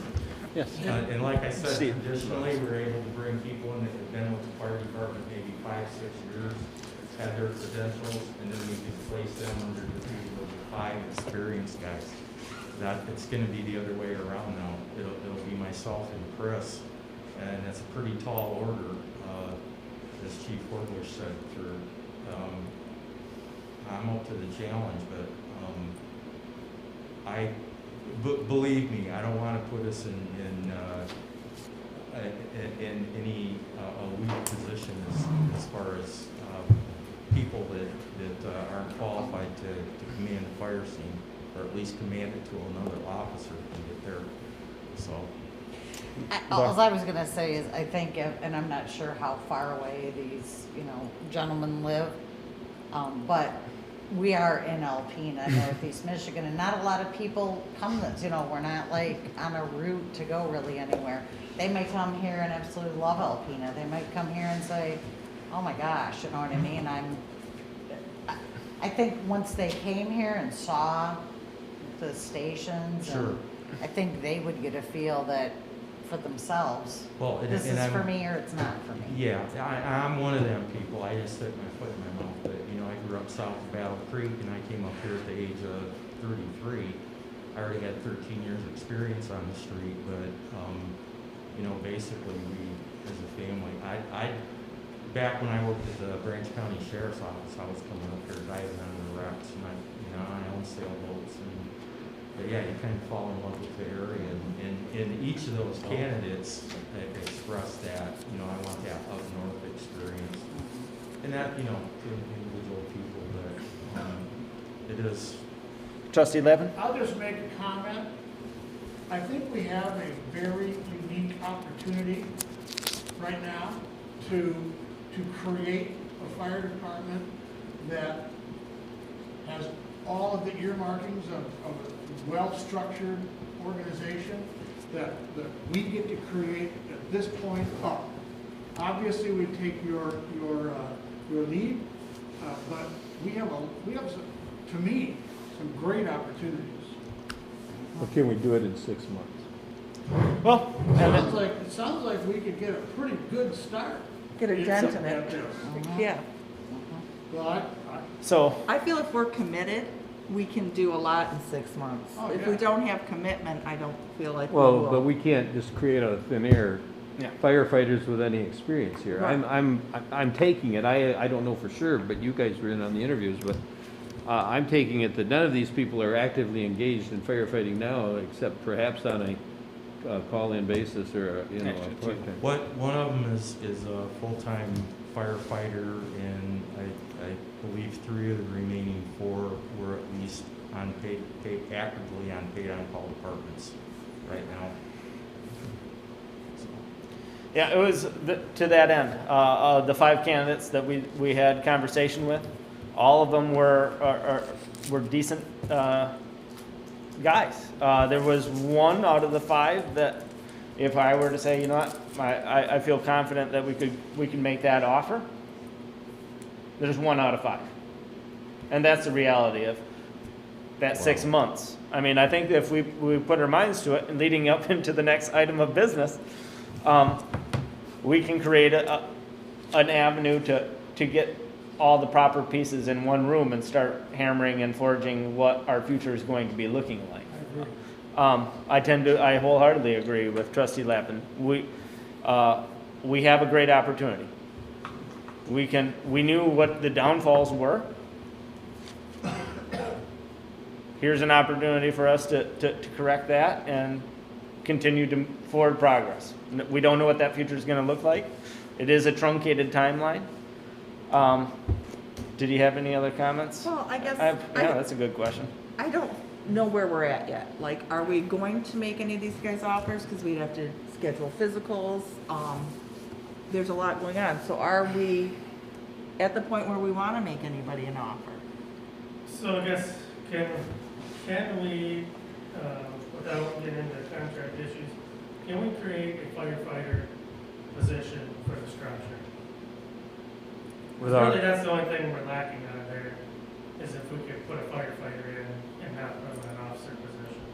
Well, that's not the only thing. I mean, it's a slippery slope to only introduce one small little tidbit into an entire pie of a union contract that we need to really dive into and look at the entire structure. That's a Lizzie question.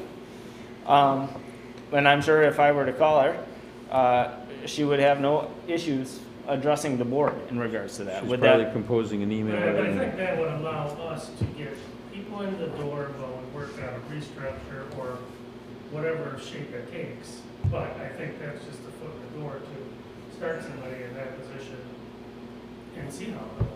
But can we propose it, if it does take a restructuring of the fire department, which requires union approval? Can we even, I mean, how do we do this Lizzie on the phone? Yeah. Let's ask before Lizzie. the agreement ends on June 30th, which also is the end of our agreement with the city? How do we do it?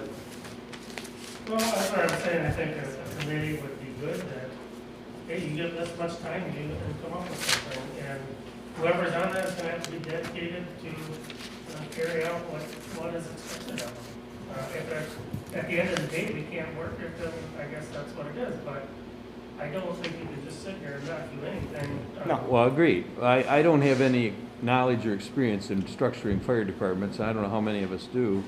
Nor do I have a whole lot of experience other than sitting on a bargaining team for the county. Don't have a whole lot of experience in negotiating changes in union contracts either. So I don't know how many of us do. But I think everybody has some ideas on things ways they would like it structured. So what guy doesn't want to be part of the union? That's a whole different.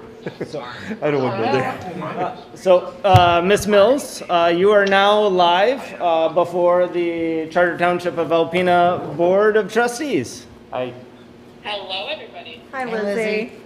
So Trustee Kroll has a question for you. Okay. So can we, in the short term, add a position of firefighter while we're working in the meantime to do a restructure? Can we do that at this time?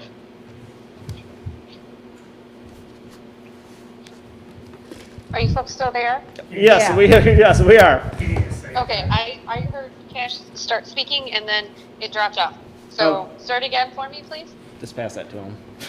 Pass it to Cash.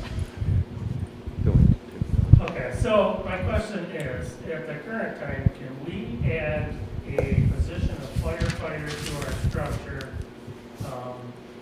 So maybe we can bring some of these new candidates in as a firefighter versus an officer. And I guess how would that work if it's even possible? So the answer is certainly yes. The Township Board has the ability to establish new classifications. It will certainly be a position that's included in the bargaining unit by its very definition of bargaining unit in the contract.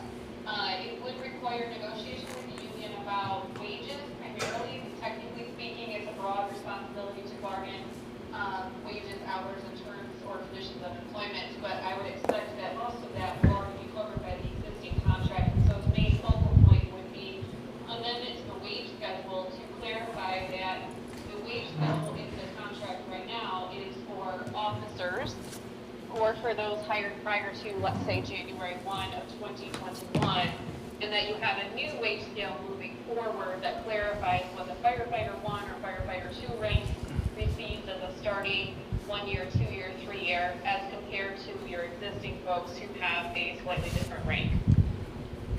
Chief, were all the people that you interviewed firefighters / EMTs? Yes. Okay. Do we have any?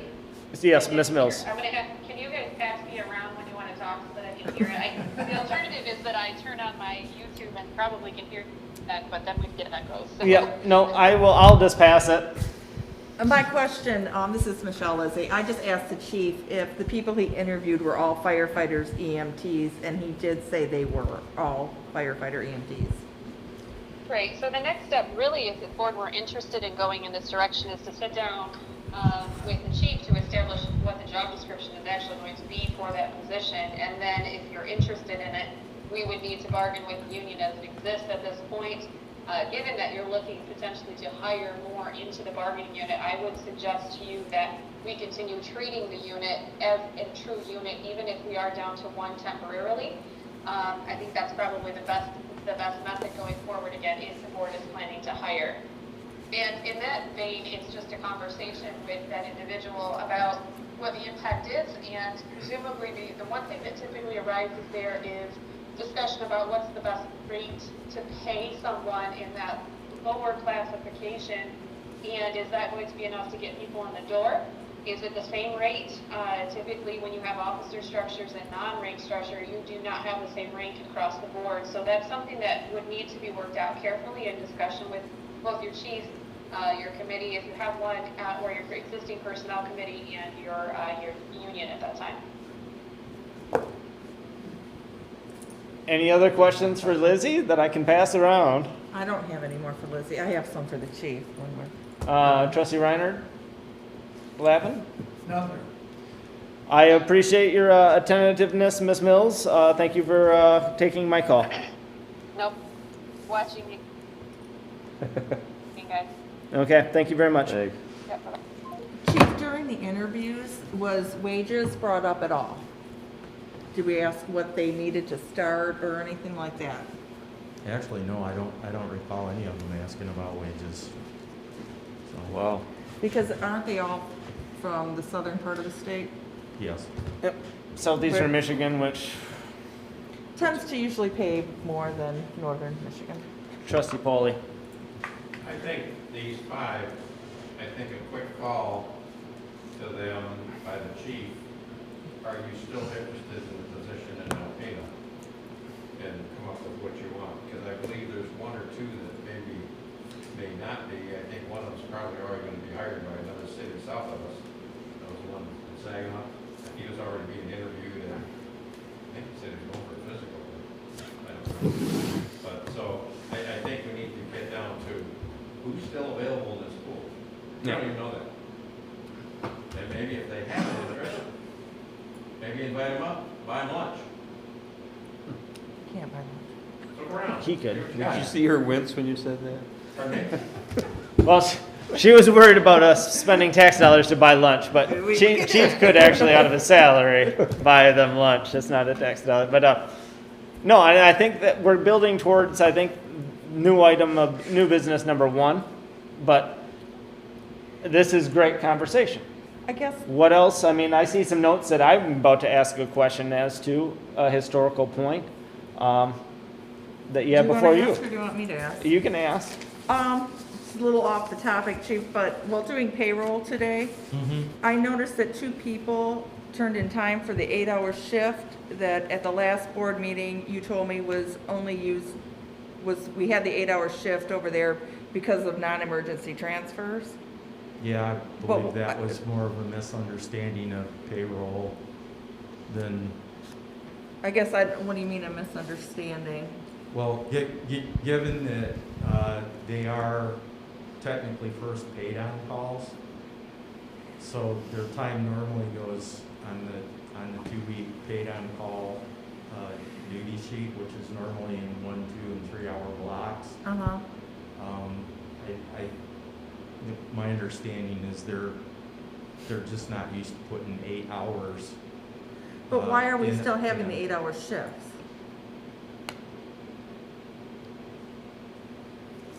I mean, weren't we down to doing one transfer for one person? Yeah, we had Yeah, one. we were up So why until would it take 8 hours to transfer someone across Alpena? No, we brought I'm gonna get the two names mixed up. Galloway mostly had been working. When we do the transfer, there's and I believe we talked about this before. It's not just one and we leave them. There's one, they're in treatment for a couple hours and then we go back and pick them up again. And traditionally what we'll do is ask the person, will they come and say, and do like the 7:45 transfer and then just stick around until the other one is done. And then do that. And on top of that, so you guys know, I've been having them since the non-emergent transfer course were trailing off. I've been having them work and train to get because we were, 7-8 months behind on the reconciliation. And I got an email on December 18th, from Rhonda that said Chris Stevens called and said the reconciliations were done up to November. Correct. So they're done, but these are Post after 18th. that date. I'll look into it. I mean, I'm just trying to make sure that Yeah, every dollar we're spending is wisely. yeah. So, I guess we were just confused too, like why, when we ended the non-emergency transports, aside from the one, we weren't doing the 8-hour shifts anymore. Like, do we still have people scheduled for these 8-hour shifts? No, Okay. So I won't see any more in the next payroll? no. Okay. are there any other points of questions for the chief? Discussion that's in the same vein of how are we going to, what is it going to look like inside of and after 6 months? Yes, I just have Laura. a question. We are on a time crunch and we do have these 5 people. Yes, I like the idea of inviting them up and taking them to lunch and that kind of thing. But I don't think, in my opinion, I don't think we need to call and say, are you still interested in this position? I think we need to just offer them the position. On contingent. Yeah. and Passing the physical. Right, just drug do it. screening. If some of these people can't I agree. come here until mid-February or whatever, to me, I think we're dragging it kind of out. wasting time if we're in an urgent situation. Well, I heard someone say here that there was only one that they thought was, That was Nathan, so there's only one. From my point of view, there was only one that I would feel comfortable offering. I think we need to take a week and reach out to the union and see about adding a firefighter position. We have to do that before we offer any positions, because if we're serious about restructuring this place, we can't be jumping ahead and making offers when we may. So how do fast something. can we get Right. with the union and, well, I think Attorney Mills didn't she speak to that a little bit? Yeah. Yeah. I thought she did. so, we need to get jumping on this. Right, so I think we need to get, Then leads maybe- into the next business. Okay, are we ready to move on to committee membership and ad hoc? That's a very valid, to that point, Chief. Are there even existing job descriptions for officers and or firemen? Well, we certainly can use the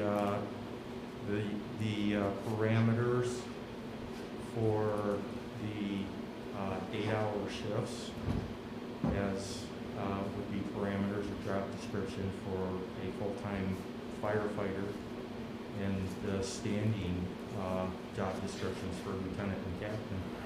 So I find myself kind of in the middle of everybody's thought processes, and I think it leads perfectly into the next item of new business, of which, because this is, no matter how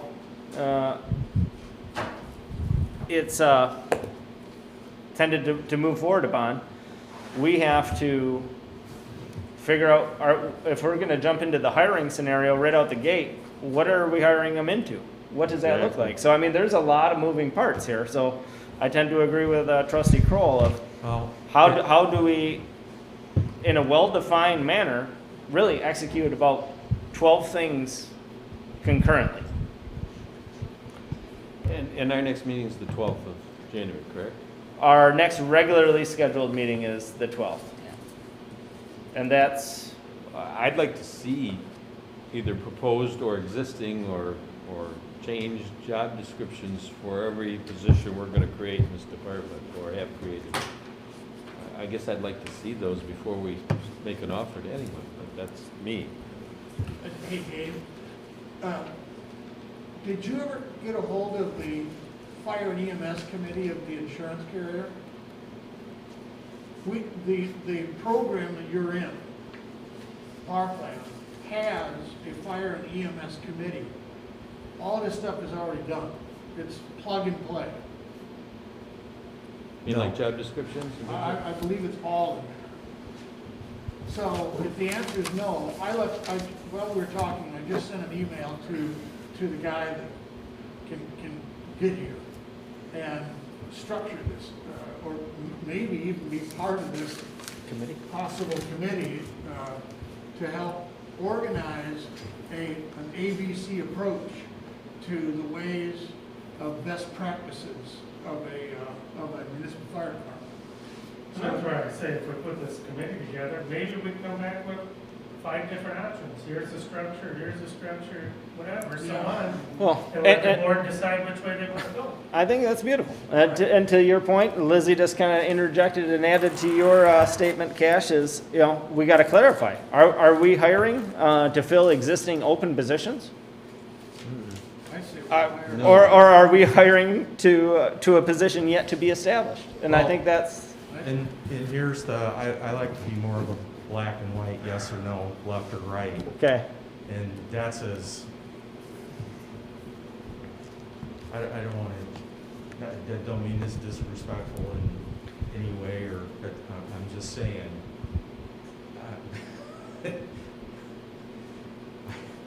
gosh, if I gotta wait another week or 2 weeks for something to come before I can start offering people jobs.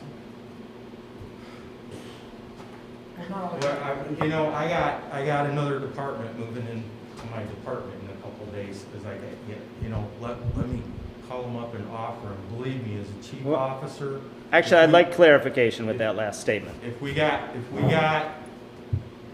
we're filling positions, and I need to, because we don't know if we're hiring them as lieutenants or captains or whatever, if the current contract and policies and procedures and everything says we're hiring lieutenants, because they all start as lieutenants first, and let me hire them, offer them as lieutenants, but please trust me to tell you guys that if they're hired in, I don't care if you call them a Oompa Loompa, a lieutenant, or, a left-handed widget, I ain't gonna let them command a fire until I'm comfortable, okay?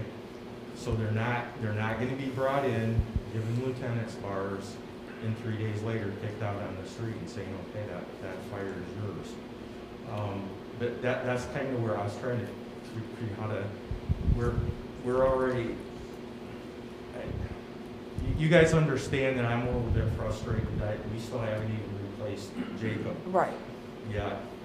Yes. And now and we've interviewed at least these 5 people, and I'm serious. I think if you offered all 5 of them tomorrow, if we get 2, I think we're gonna be lucky, because of other stuff going on in the background, which means we're gonna have to post out again to fill those other positions, which then that makes that 6-month timeline very realistic. So, what can I do to assure you guys? Well, Michelle, could you just start wandering? If you could just please centralize yourself, because I start wandering around. Sound isn't great. My Michelle. comment is, if we want to restructure, I think we have to move very quickly, because we can't hire people as lieutenant and then say, oh, we restructured now and you're just a firefighter EMT, and I mean, that's not right either. Nope. So I feel like we really have to move quickly with talking to the union, if we can get them to agree to another classification and a wage scale. I don't know how quickly we can get this a meeting arranged to talk to them with Lizzie, the union and whoever else is representative. Because I don't think that's fair to do that to people. Hire them in as a lieutenant and then, oh, you don't have that qualification, so you're down here. So that is my concern. But I do have faith in you, Chief, that you're not going to put anybody out there Oh, yeah, I'm fine with it. just to, oh, you're in charge of this fire, and not feel they're ready, capable, and well equipped. I have the most faith in you to do that. Yeah. And I didn't mean, I wanted clarification, you know, because you made a statement. But part of that statement, the flip side of that coin, Chief Robbins, is that we have 2 of our employees that aren't here to give you a hand because they took jobs with the city. We have another employee that took a job with Mid-Michigan. We have actually 3 positions that went to the city. So that was my only point of clarification. It wasn't that everything just went this direction. It was adults made adult decisions and they went down the road on their own volition. Norm? Something I still haven't heard is I think this is all wonderful, coming up with a new program or whatever, but you also need a financial plan with it, because by hiring more firemen doesn't mean we're gonna bring in more money. It's gonna cost us more money. So we've always had an issue with being able to pay for what we had in the past.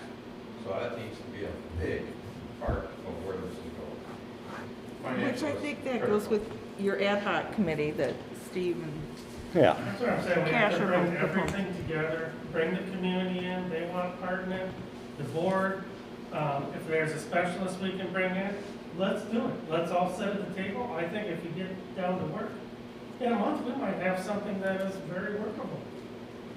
But Dave, I'm hearing say that he wants to be able to do it now. Yeah. Right, but I think maybe we can reach out to Chris and say, hey, listen, this is what we need right now to get somebody in the door. Let's do a letter of agreement to allow our structure. Well, and Lizzie clarified, union agreement is not needed to establish a new classification. You need a job description and plan for that. So we need a job description. And we can also tag into contingent upon language. And then after that, we can go back to the union and say, here's what we'd like to get the wages settled upon. All right, so then that makes my question not so naive. Because I'm thinking, we would not really be putting the cart before the horse if we hired somebody with the understanding that we are in effect restructuring the fire department. So why would somebody have to be hired in as a lieutenant or something else? And maybe this is just super naive of me, but can't someone be hired with the understanding that we are restructuring the fire department and we are looking to a subcommittee or an ad hoc committee or you as an employee to help us structure this organization in a way that is most advantageous for everyone? I guess I don't understand. I would say yes. Pardon me?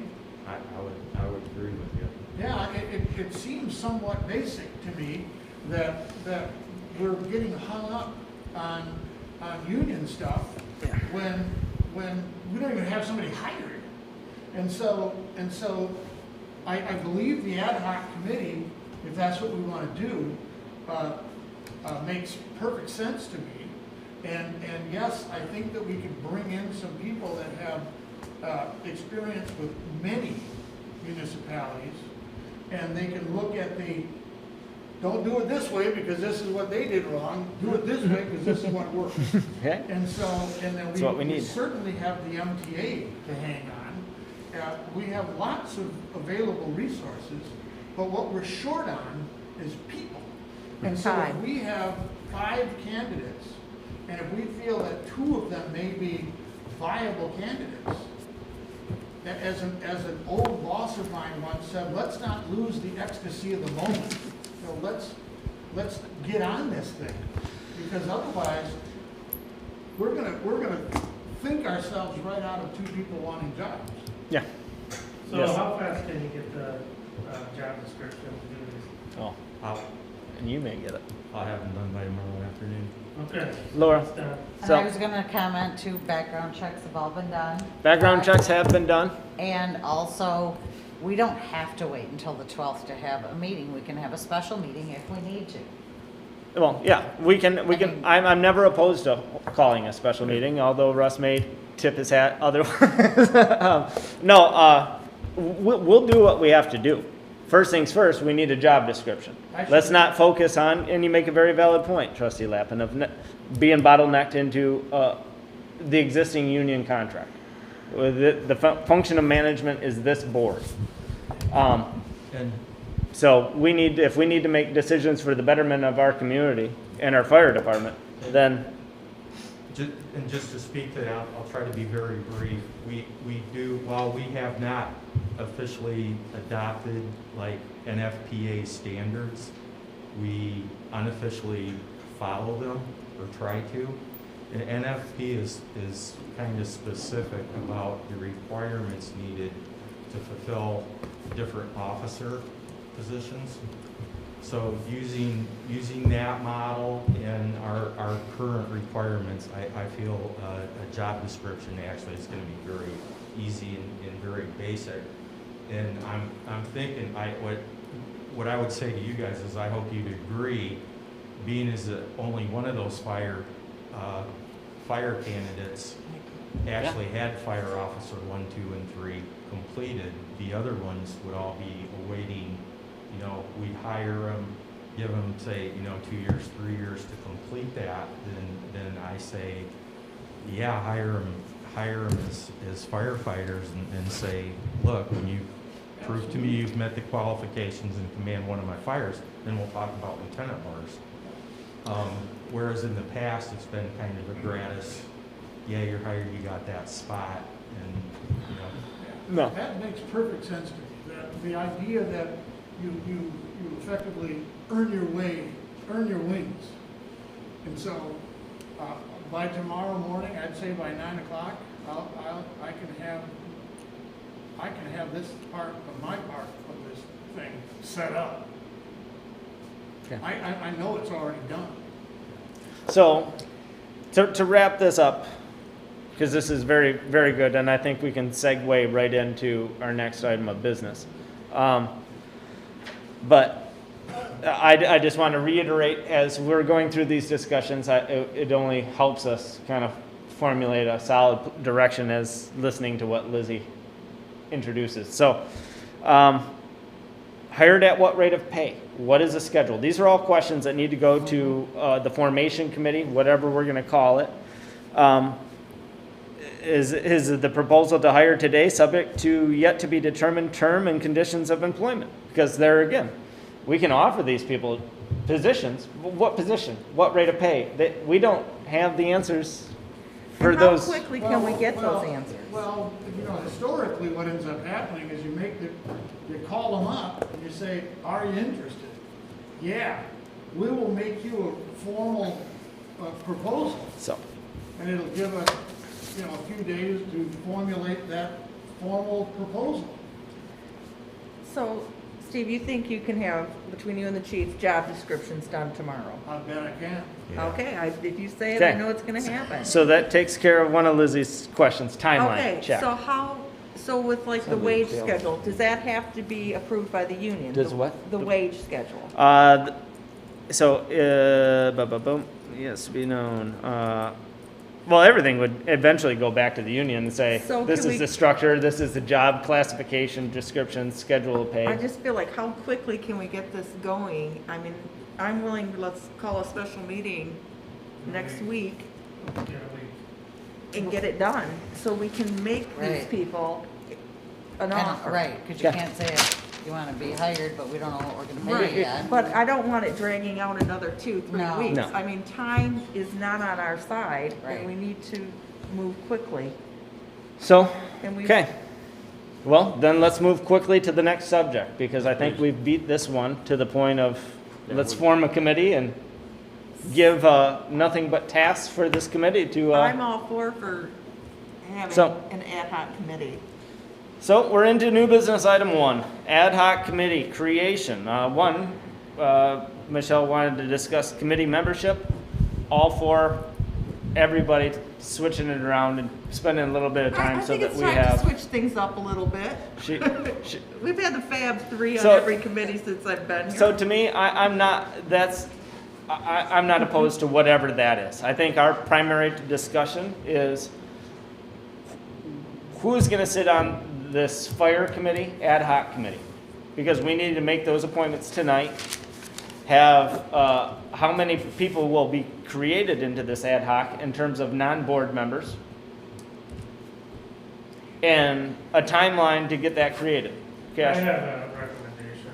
So I recommend that we have 2 board members, Okay? 2 community members, and the 2 firemen. And then if we get some kind of expert or something that we can bring in, so maybe 7 people. Does the 2 firemen include the chief as one of those? Chief and Steve. Okay. That's our current members, to get their perspective.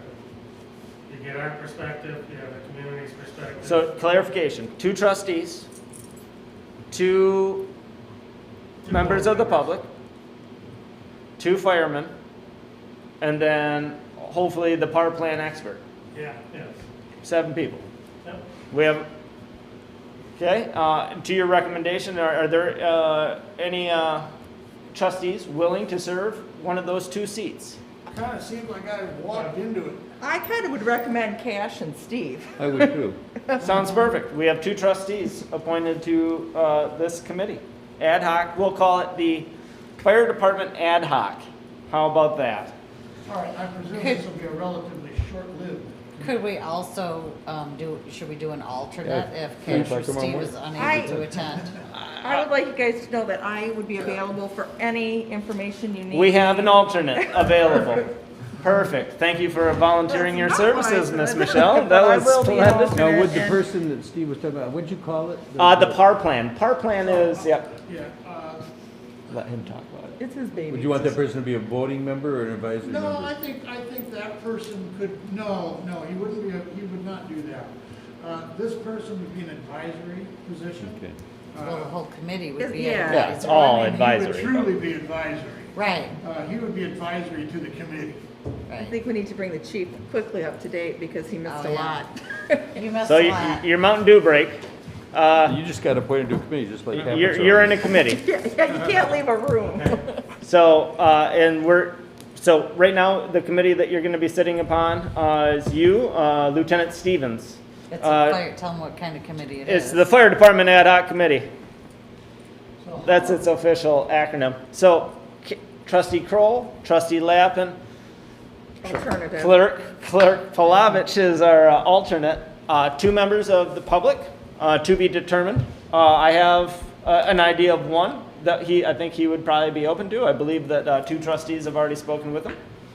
So, But- I mean, how are we going to pick the people from the community? Are we going to ask, is anybody interested in it? We could ask. I can put it out on our chat box right now if there's any interest. Yes, Laura? I think, just to be fair, this is just my opinion, that we should put it out there if anyone is interested in sitting on this committee as an at-large person, submit a letter of Okay, interest. I love that, and I don't mean to cut you off, but we It's a are time dealing with a constraint. time crunch of let's just appoint these people if they're available and get their input. And I would love to, if we had the time to go through that Is the interview board and is the board vetting okay process. If we, Steve and I select 2 people, I'm fine with it. Let's just continue to move forward. Perfect. Okay. I think that's, We need that in the form of a motion? I saw that. I would like that in a motion. I would, the motion to, the formation of a fire department ad hoc committee with members, Two board members, board members. as designated, Lappin and Kroll, 2 fire department staff, the remaining staff, the chief and Captain Stevens, 2 community members to be selected by the 2 trustees. Impeccable notes, Trustee Reinhardt. An advisory person to be requested to assist and advise, not vote, from the PAR plan, is that what you? Par. Power plan. Off the street. I live on PAR Road. Yeah, I was gonna say, Okay. yep, that road. So, are you making that motion? I am making that motion. We have a motion on the floor. Motion by trustee Reiner. I'll support it. It's It's been moved and supported. Any further discussion? I agree wholeheartedly. I have nothing but faith. Just pick two people. The only question I have is how can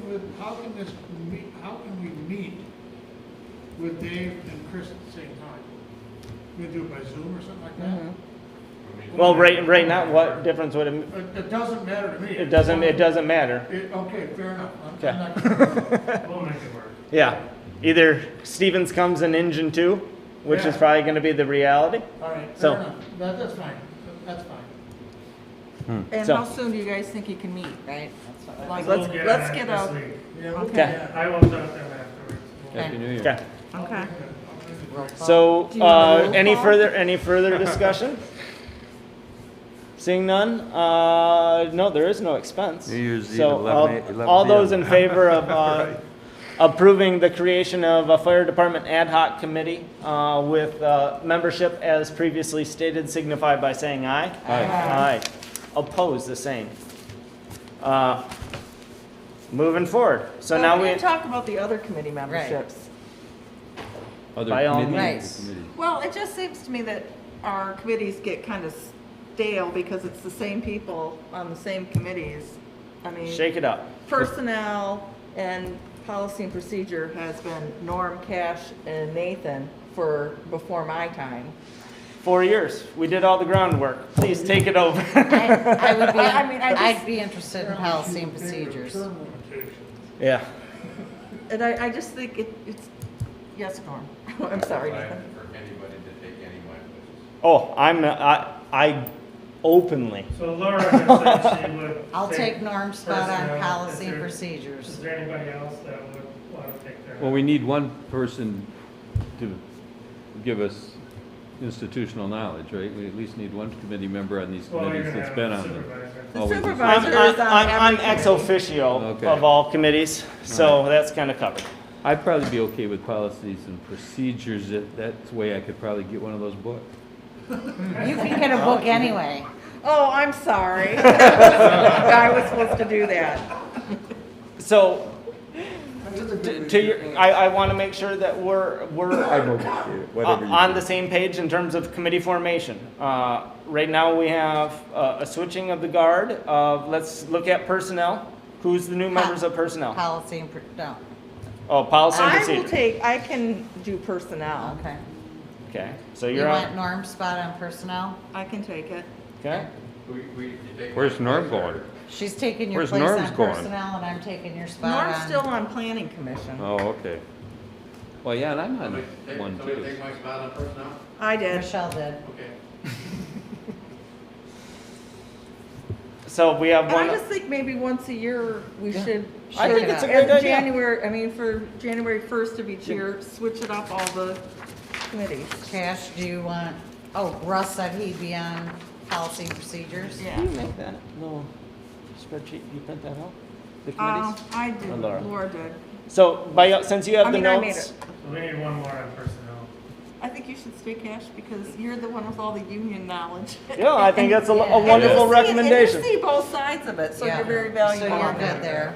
Okay, so And now then on to, Fire department. we already, that's a No, moot Fire point. department I committee. think we're gonna remove that one. I don't- Right, yeah, let's Okay. focus on the ad hoc. So we'll just, and water litigation, That's- Supervisor Skibby, yeah. trustee Yeah, we Lyman. don't We're- want, we we're- don't want to change that one. I No. don't think so. I Planning mean, commission, sure. trustee Polly. Planning, zoning commi- board yeah, of- those are not even, we can't even discuss that. Those are talking board about- appointments. Planning commission and ZBA? Isn't that? We can't even discuss it. No, we can. We can't. Because we already Because appointed it's it. already done. We've already appointed it. it. Yeah. There you go. What? Hey. Talk about ZBA? Is that what you're doing? Oh, you want off CBA? No, he doesn't. You haven't even had your first You case. gotta attend at least one meeting. Oh, I think Yeah. that'll be fun. Yeah. It might be a couple years before you hit that meeting, but we'll get you one. It'll be a doozy when we. Yeah, it's always a doozy when it gets there. Do we have to Tim take will a be there to vote, hold or my do hand. we Yeah. do I have my committee notes. members? Tim, would you make, should we make the reformation of the committees under a motion or just, it's committee, it's just, I'd say, Recommend. then you got a record in the minutes, Okay. so Yeah. why don't we Can I do that? Yes, add, but- can I just want to add one thing? I think we should have an alternate on personnel and an alternate Should we have an agree. alternate on I think policy Michelle is procedures? one of the best alternates. I'll be I the could've- alternate for policy and procedure. Okay. And personnel? I'm already on personnel. Oh, you can't be that So we need alternate. an alternate on personnel. We need an alternate on personnel. Norm, do you want to be the alternate Norm, on you want to be the personnel? alternate on personnel? You didn't even have Okay. to say anything. I saw your eyes. They look busy. Okay, so Laura, since you have all the notes, would you Yep. like to make the motion? Okay. I'll make the motion that the following members are on personnel. But the supervisor sits on committees as ex officio, so we don't even have to Don't say- even mention me. Okay, Personnel Committee is Trustee Kroll, Clerk Plavich, and alternate Trustee Polly. Personnel Policies and Procedures, Trustee Reinard, Treasurer Ellery Summers, and alternate Clerk Plavich. Okay. And So- then- okay. We have a motion on the table. Is there support? Did we leave planning commission alone? Planning Commission and ZBA are, those are a board appoint, those aren't committees. Okay. Those are, we have support on Trustee What I Kroll? just said. Yep. So, any further discussion? No. Thank you. You want to voice vote? Yeah, all those in favor signify by saying aye. Aye. Aye. Opposed, the same? Oh, is it too late for discussion? Well, we already voted. Well, we did. I just want to say, what, are we starting this January 1st, or are we starting? Effective moving forward from here. Okay. And January Just 1st so- is only a couple days away, Well, so I I know, guess. but I just thought we should, Yeah, I'm no. not coming in to get sworn in that day. Okay, moving forward, I think that we now have new committee memberships. We have created an ad hoc fire department committee. Moving forward to the next item of new business, which is a proposed contract with Don Gilmet Construction Services. Before you is the contract. This has already gone before Tim. Tim has fine-tuned it as it sits here before you today. Tim, do you have anything to add in terms of?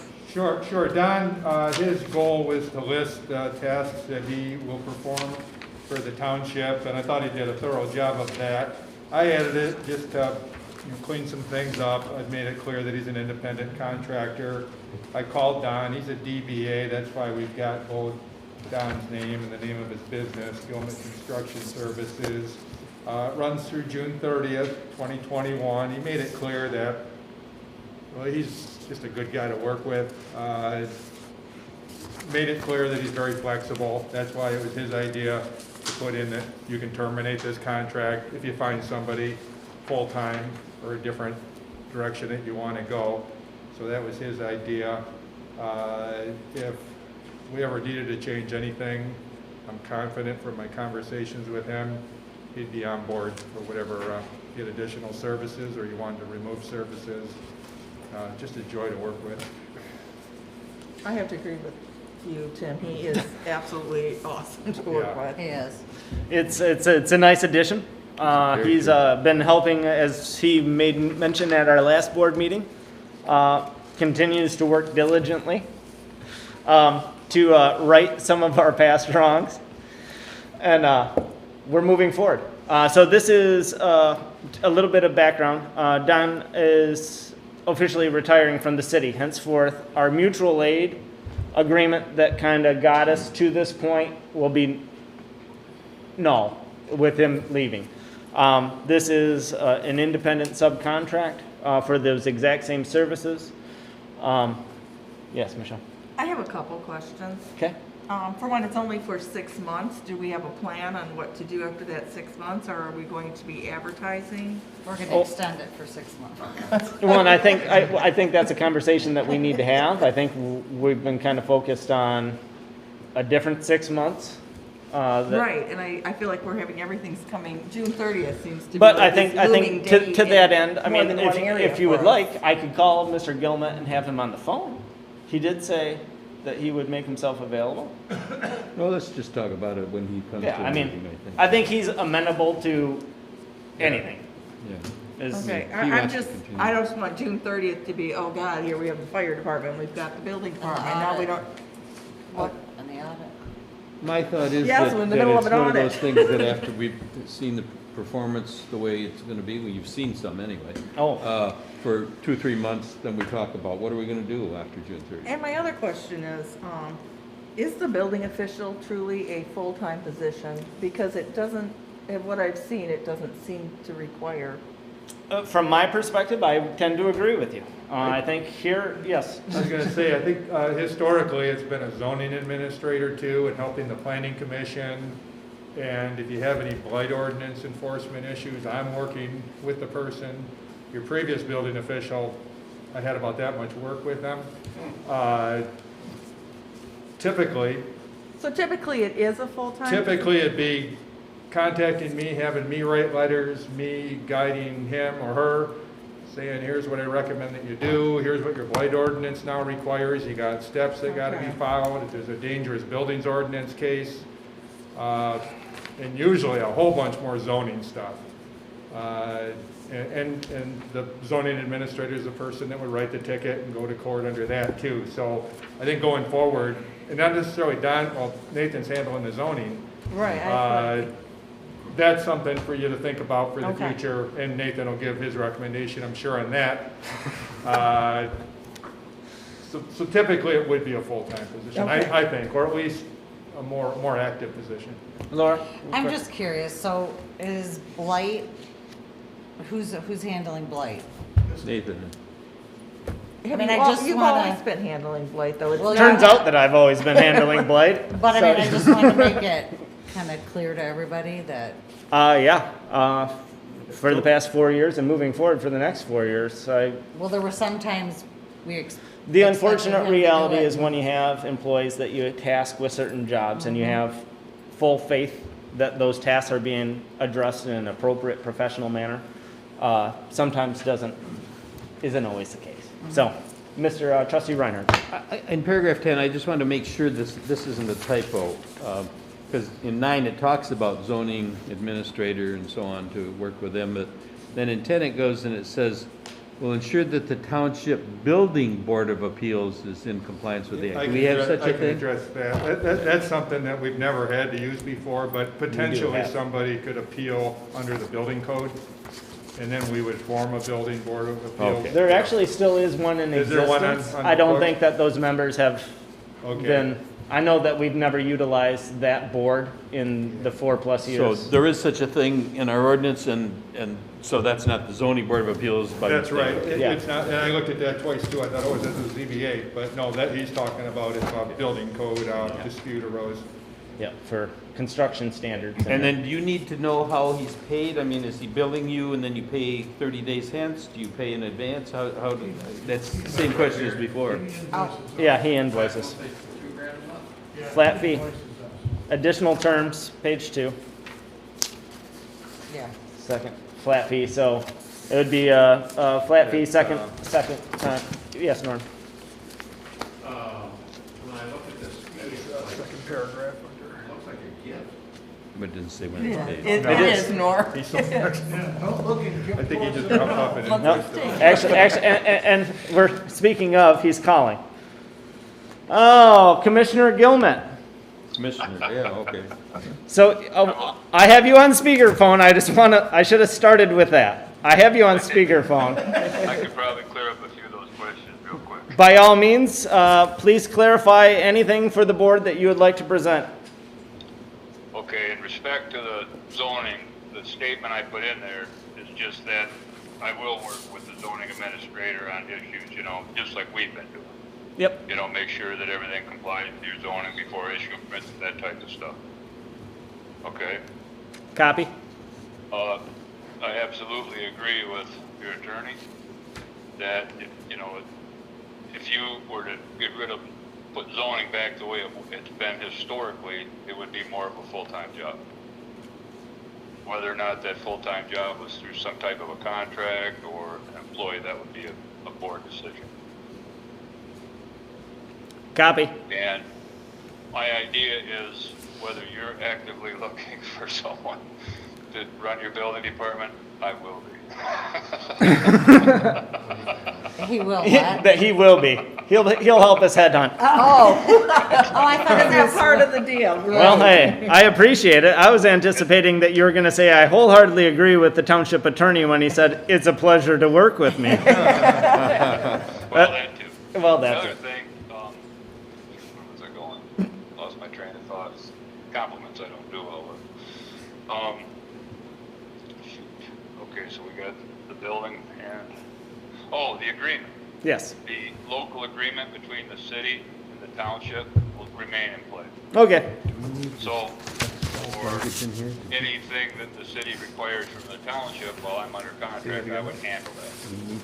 Yeah, that's fair. You know, that would really set in place, you know, I mean, you could have a flood, like we had that flood one time. That was all him. He wanted to give us a reason to get, we could get out immediately if we needed to.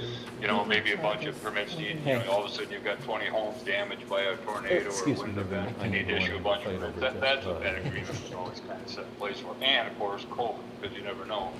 You could lose your building department person when you only have one for 2 or 3 weeks if they got hit with COVID. So that will still stay in place. I already talked to the city manager about that. Oh, beautiful.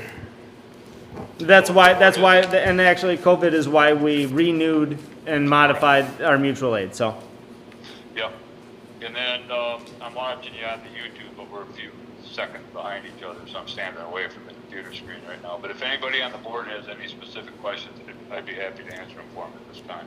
Are there any specific questions for Don? I will pass this to anybody that has questions. I don't have a specific question, but I do have a comment. Don, in your agreement, you want the township to assume your errors and omissions coverage. I did some research. That's not going to be a problem. However, I would like to alter that one sentence, because if I was an attorney, I would be paid by the word, and I'm going to put a lot of extra words in it. And then I'm also going to probably put in, and maybe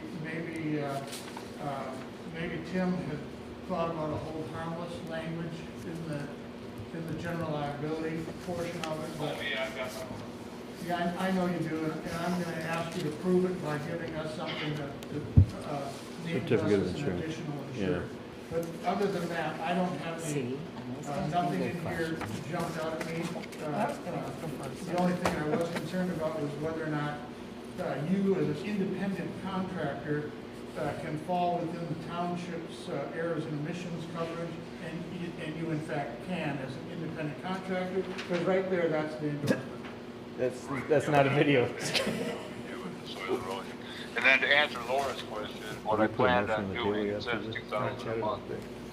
I will send a bill at the end of the month. So for this month of January coming up, I'll submit a bill the 1st of February to the clerk's office. Send them to the clerk.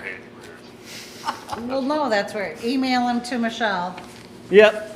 She just said to email them to Michelle. Are there any other additional questions, comments for Mr. Gilmet while we have him on the telephone? No, except I can't wait to find the just cause for termination. Uh-oh. I do have one more. Yeah, except Okay. that I should be careful though, because he's essentially my employer now. So what the thing that the zoning board of appeals would hear, the only thing they would hear in relationship to a building question would not be over the, you know, whether the building meets the code. It would be if they disagreed with a measurement from a property line taken by either the zoning administrator or the building official, then somebody could apply to the zoning board of appeals to overturn that ruling. That's exactly what happened with that case with adults out on Bear Point Road. Correct. The construction board of appeals, you've got one. Whether I mean, I don't even know who it is on yours, but you either got yours or you've got mine at the city of Alpena, because you absolutely have to have one. You can't form one after you get a complaint, because from the time you get a complaint, you got 10 days for that board to meet. Yeah. And Nathan's 100% correct. Mine's met one time in 20 years, and maybe the township's hasn't, but it's a requirement from the Public Acts 230 that you do have one. So you've either got one somewhere that the names are written down, or you're using the city of Alpena through the mutual aid agreements. so we're covered on that. Yep. We do have one. Actually, I looked into it. It's never really been utilized, but there is a basis of membership. So. Okay. Any other questions for Commissioner Gilmet? None. Thanks, Don. Thank you, Don. Thank you very much for calling in, Don. Okay, thanks a lot. Thank I'll you, be seeing y'all Commissioner around. Gilman. Take care. I move approval of the contract with the language changes that can be proposed by trustee Lappin for insurance and liability purposes. Support. We have a motion and support. Any further discussion? Steve's gonna give me wording, I'll add that. I've got the Word document, then I'll get it to Nathan and Michelle for signature. Copy Do you that. have it in And the Word Don. document? I've gotten the Word document. Okay, maybe I can add it to it. Okay. Beautiful. Any further discussion? Sounds like Attorney Golden and Trustee Lappin can fine tune the language for the amended insurance aspect. Seeing no other discussion, roll call vote, please. Treasurer Ellery Summers. Yes. Trustee Kroll, Yes. Trustee Reiner. Yes. Trustee Polly. Yes. Trustee Lappin. Yes. Clerk Plavich, yes. Supervisor Skibby. Yes. Motion passed. Next item of new business is the introduction of proposed township ordinance 143. Tim, would you like to? Sure. These are zoning ordinance amendments that were proposed in connection with your NEMCOG zoning planner, Denise Klein. They went to the planning commission. I happened to be at that meeting because of another issue before them. So I heard the proceedings. Everything went smoothly. The planning commission voted unanimously to recommend these changes to your zoning ordinance. The law then required it to go to the county planning commission for its comment, and to my understanding, we didn't get any input from them.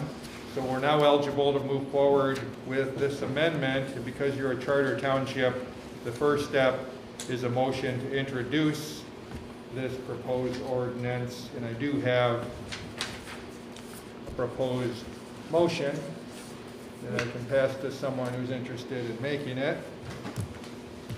There's probably somebody very near you that could probably make that motion. And he's very articulate. Seems that he has his spectacles on as well. I had my mask off so I can talk. This is on the accessory, John? This is a zoning ordinance map. Yep. Yeah, this is 143. 143. Yep. Yeah. I move that the proposed Charter Township of Alpena ordinance number 143, which amends the Charter Township of Alpena's zoning ordinance, be introduced, and that the township clerk, with the assistance of the township attorney, comply with the applicable Michigan statutes by posting a copy of the proposed ordinance at the township clerk's office, by placing a complete copy of the proposed ordinance on the township's website, and by, within 7 days of the posting of the proposed ordinance, publish a notice of the introduction and posting that describes the purpose of the proposed ordinance, identifies the locations where the proposed ordinance has been posted, and indicates when the township board will consider adopting the proposed ordinance. That's the motion. We have a motion on the table. Is there support? I'll support it. It's been moved and supported. Any further discussion? Seeing none, roll call vote, please. Trustee Kroll, Yes. Trustee Reiner. Yes. Trustee Polly. Yes. Trustee Lappin. Yes. Clerk Plavich, yes. Treasurer Ellery Summers. Yes. Supervisor Skibby. Yes. Okay, and now, well, keep you right there, Mr. Golden. The introduction of the next item of business, ordinance number 144, which is an introduction of an amendment to the sanitary sewer and water ordinance. Tim? Okay. 144. You have a sanitary sewer and water ordinance, and Nathan and I had an issue addressing liens that are imposed when you have unpaid water or sewer services. The provisions that we have in our existing ordinance work. As I went through them in connection with the issue Nathan and I had, I said, in hindsight, they can be better. And then I was working on this issue with another township, and they needed their language bolstered. And so I thought, let's bolster yours too. And there are two separate statutory schemes that'll call for liens. They're not connected to each other, they're not related to each other, but they both generously give you liens for unpaid water or sewer charges. The easiest way and the typical way we would proceed is after a bill's been delinquent for 6 months, it can be put on the tax roll. We don't have to do anything to collect it. We don't have to go to court or anything like that. We don't have to record anything with the Register of Deeds. It's an automatic lien. So that's nice. We're spelling out the procedure. If Nathan or a DPW director calls and says, we got a large outstanding bill, or we got a problem, we got somebody giving us trouble, I want to be able to give them a copy of this ordinance and this provision and say, here's what you're in store for. Your property is going to have a lien on it. You can also face landlords. You go, well, it's not my bill, it's my tenant's bill. Well, the statutes and our ordinance addresses the procedure. You could follow a procedure and put that burden on the tenant. You didn't follow that procedure, it's not our fault, it's attached to the property. So this gives us all the information that we need. It educates the public better. If I have to write to somebody, it's going to give us more teeth. You always have the right to, if something fell through the cracks and the bill got huge, in addition to a lien, we could also sue. You always get that. We had a case where it went up for a tax sale, and the bill's gone because they didn't get sold. That bill's not gone. The lien wasn't enforceable there. You can sue in small claims court. You can take proceedings against a person for an unpaid bill. It seems to be rare, where we really push comes to shove, but it can happen. I guess right now with COVID, they're piling up. Well, they're piling up, except for that is one of the mandates that Michigan Department of Health and Human Services is basically following protocols that were laid out in the executive order. I thankfully forgot which one. Disallowed. Yeah, I did. I saw you laughing. It's like, whoa, you used to rattle off those numbers like crazy. Yeah, Executive 3000, Executive Order 3000. So we're actually coming up on the date that they disallowed any turnoff of water, being January 1. Although now Eagle's taking the recommendations of the governor and the health department of trying to extend that out even further. So it's 2.5 of one and none of the other kind of scenario. So one of the questions that we still have ongoing is when it goes to tax sale. Right now, we don't have any mechanisms to afford, correct? With the Kim Ludlow, how we need to file that so that we're at least hopefully can potentially, if the sale of said property was high enough to cover that bill, that would be afforded to us as well. Because as it stands right now, if that property that has a $1,000 bill goes to a tax sale through the county,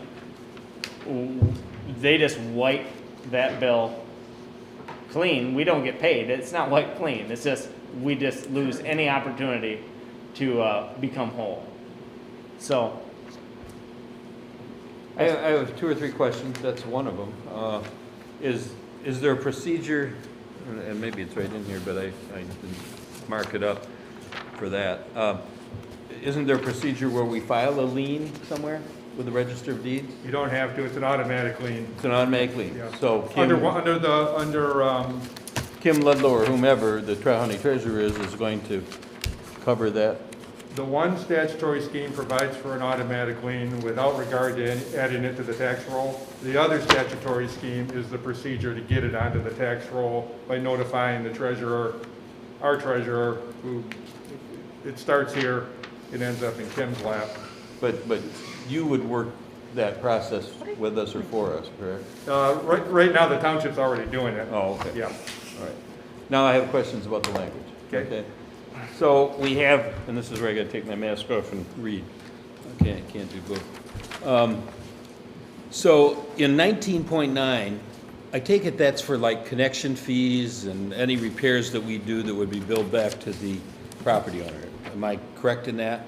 Yeah, any fees that would be owing, primarily it's gonna be charged for services. Well, but this is not for water and sewer, though. This is for, this doesn't seem to be for that. That seems to be 1910. No, they're two separate statutory schemes that both address water and sewer charges. So any unpaid, anything unpaid from. So it says water and sewer rates, assessments, and charges due are to become new for use and installation. So I was focusing on use and installation, repair, Yeah, or that's maintenance. right from the statute. So Okay. they're telling us use, they're drinking our water or using our sewer system. And then installation, repair, maintenance, if we did anything that we didn't get money up front for.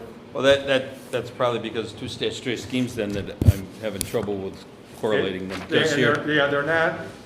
For one thing, it's a reference to mechanics liens, which I think is now no longer a term that's used in Yeah, current law. what the statute says there is they don't give you any guidance on collecting. If we didn't go through the tax roll process and have Kim put it on the treasurer and then Kim and collect it through taxes, and for some reason we elected to use this statutory scheme, We do it like a contractor's lien, then we do it, yes. which And is what the mechanics. Well, but the statute says, you tell us what method you want to use. So I put two in there, and this is from MTA, their suggestion. And there's a statutory scheme for mechanics liens collection, and there's a statutory scheme for property taxes, so we'd have an option of which one to use.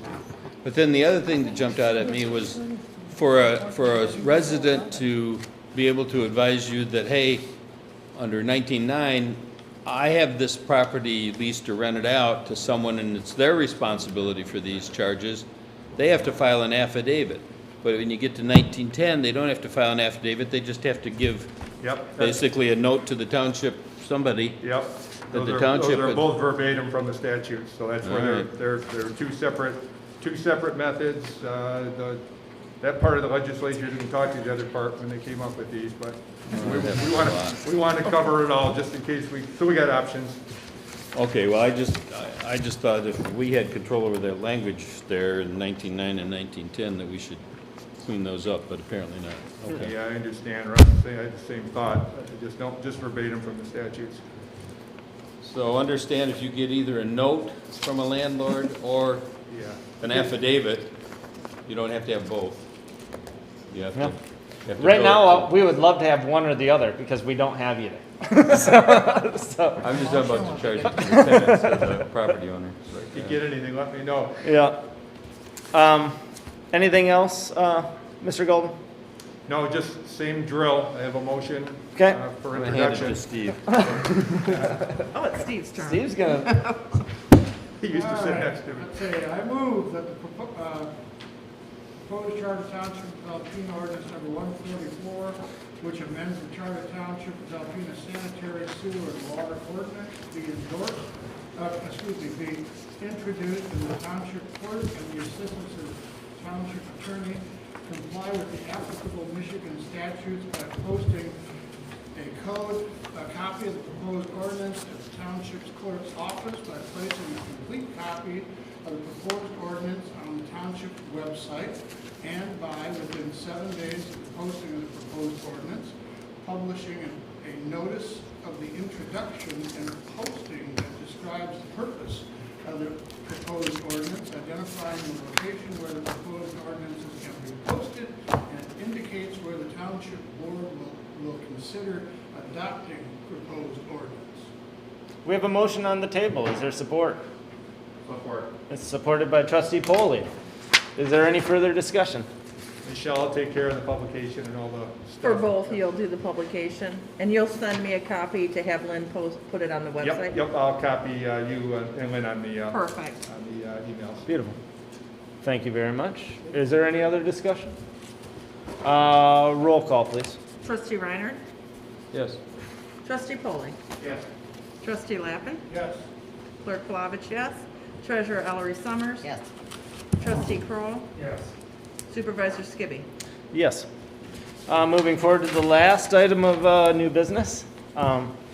is a resolution for the Board of Review.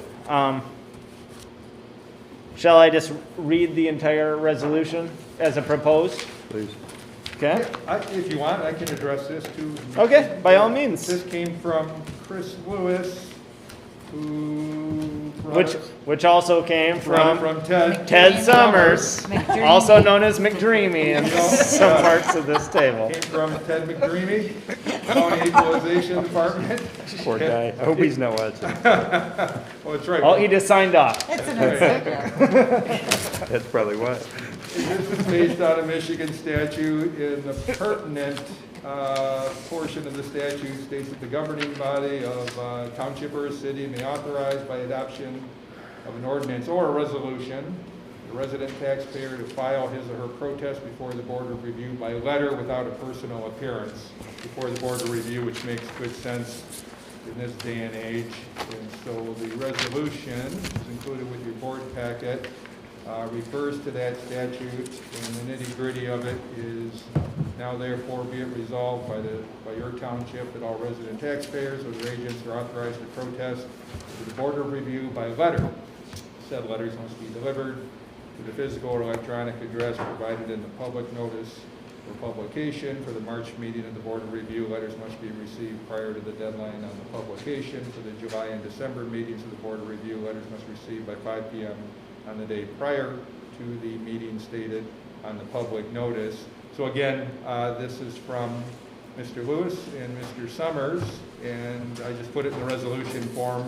And Michelle, I can fill this in and email it to you. So Perfect. you'll have a complete Thank copy you. Tomorrow. So it'd be a motion to adopt the resolution with a second, and then a roll call vote. So do we have a motion to adopt the, I'll make it motion. we have a Second. motion? Do we have support? Support by trustee Reinhardt. Any further discussion? Seeing none, roll call vote, please. Trustee Foley? Yes. Trustee Lappin? Yes. Clerk Palovich, yes. Treasurer Ellery Summers? Yes. Trustee Kroll, Yes. Trustee Reiner? Yes. Supervisor Stibby? Yes. But- City. It's okay. It's been a long day. You know what? And I'm okay. I don't have to, you can call me names. I'm good. Supervisor City.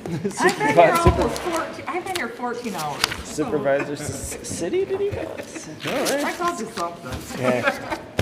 Okay, that concludes our new business. This is the second opportunity for public comment. Is there any public comment by telephone?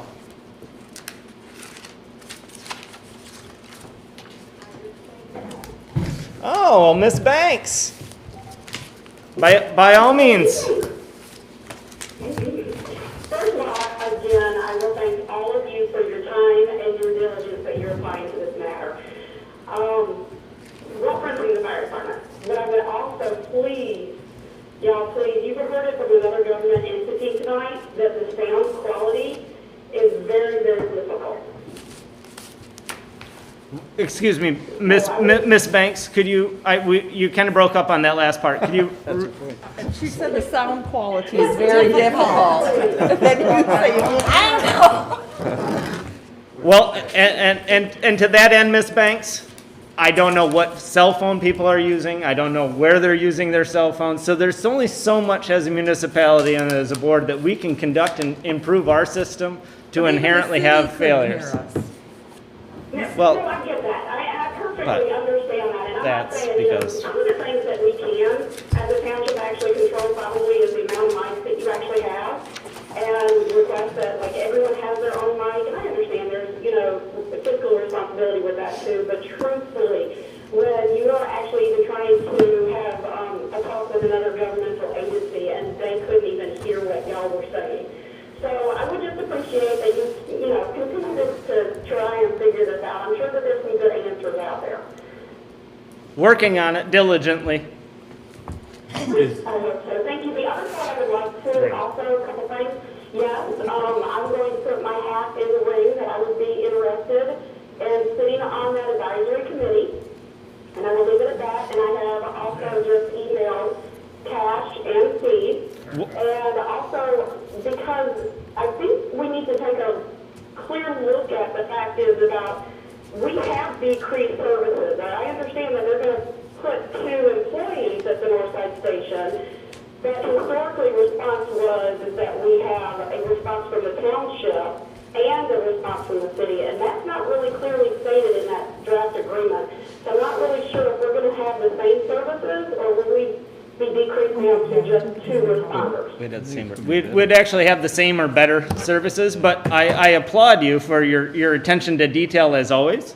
And I know that I can, if it's okay, to get the tip of the hat from both trustee Kroll and Lappin, that you are our first citizen member brought into the Fire Department Ad Hoc Committee. Congratulations, Ms. Banks, you've won. Thank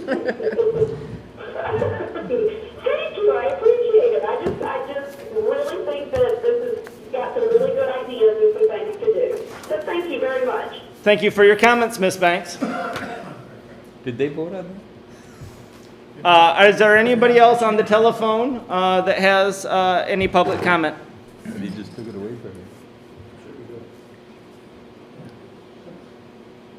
Again, I'll ask, is there anybody by telephone that has any public comment? Okay, hearing none. Is there any further discussion by, when you touch that button, excuse me, that is, we're almost done. So let's just get done, yes, discussion.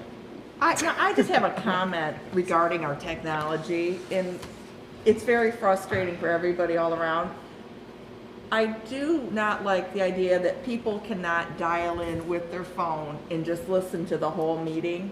That right now, the only way to watch the whole meeting is if you have YouTube. So I don't like that. I don't think it's fair. I think it counts some people out from watching. Well, and that's from what I was going to hearing. ask. We used to, back before I was on this board, and I was attending by, not Zoom, what is that called? Go to meeting? It's Meeting Managers, the Okay, platform Meeting that Manager.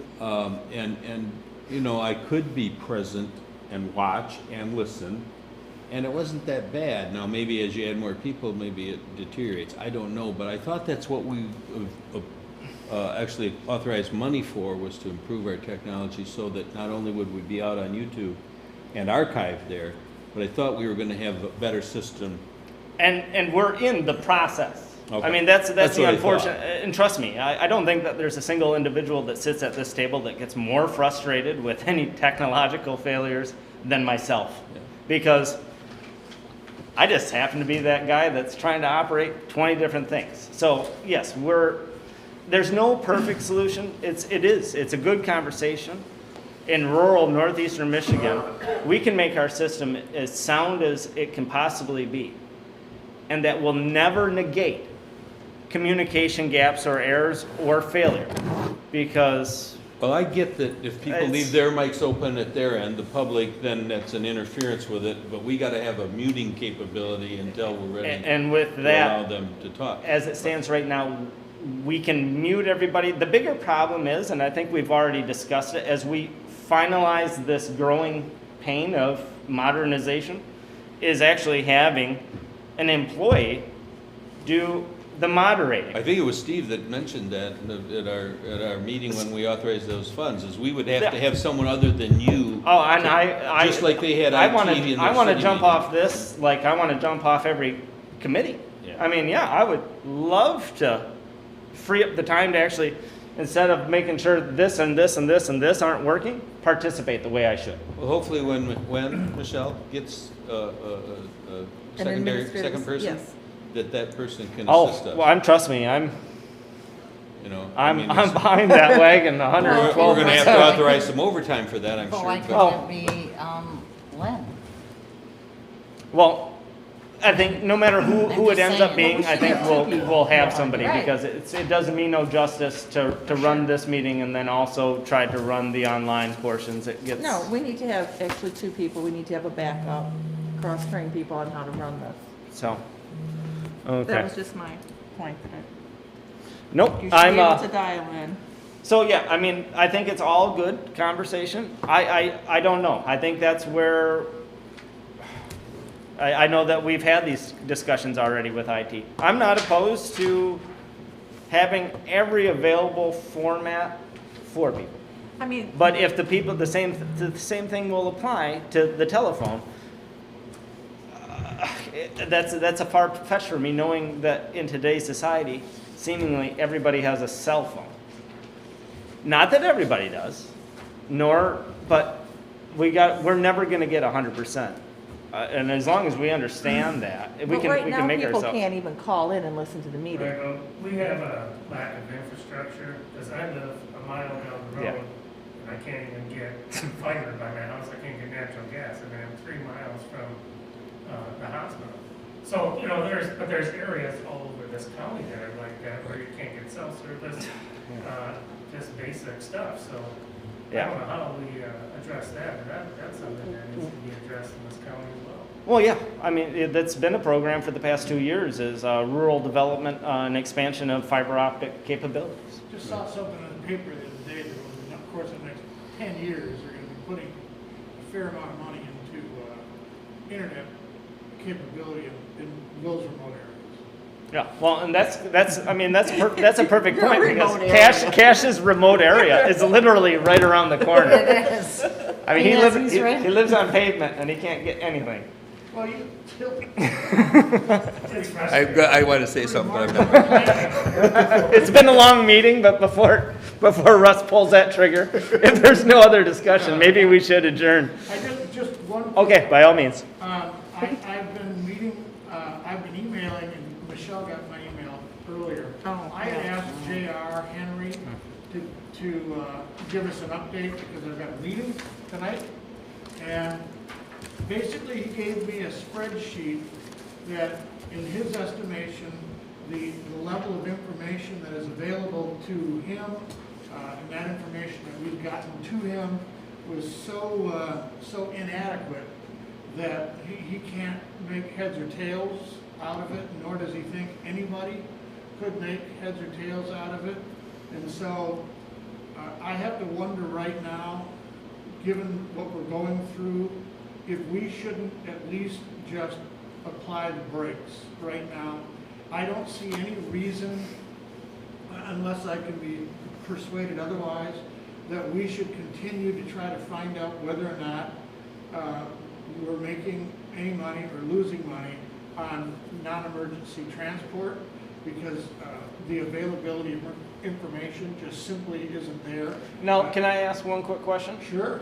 Because this is what everybody, I would hope, would like to know. Now, is this lack of information being extrapolated from this wonderful spreadsheet that's 3.8 miles long?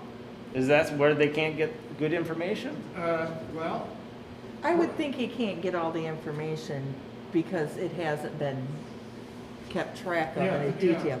I mean, per your request. Well, and that's my, It says, please see the attached copy of the current draft worksheet regarding the cost loss, actual loss versus revenue, actual cost versus the revenue of the fire department. As noted, there are many highlighted areas, unconfirmed estimates, various financial data points which are necessary to confirm if I'm expected to complete the comprehensive and accurate analysis. Then he goes on to say that the lack of record keeping is basically the culprit. That there's no retroactive analysis, that it's just non-existent. Or it's existent, but we just don't know where it is. Or it hasn't been reconciled. So they're just, the data, it can't be extracted. yeah. So I don't see any point right now, and nor does he, given what we're doing right now, that it would be prudent for us to move forward on this until such time as we have an up and running department and determine when and if we want to do this, and if we should do this at any point in the future, that the record keeping, revenue, expenses, everything should be at one point, and that should be in the clerk's office.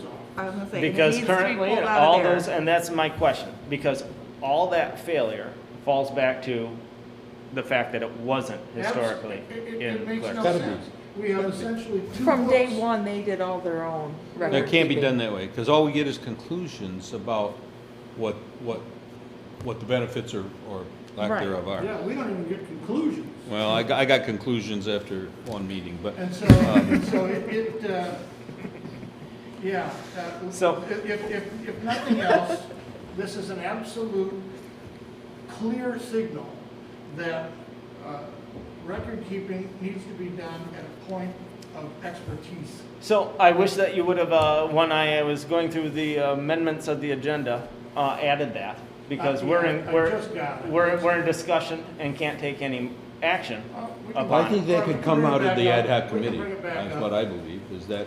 I think no matter what, it's going to be coming to the board's next meeting. Yeah. To follow through with succinct conclusion. Okay. Well, right now, he's right. I don't know if there's any need for us to spend time No. or money on it. No, Because.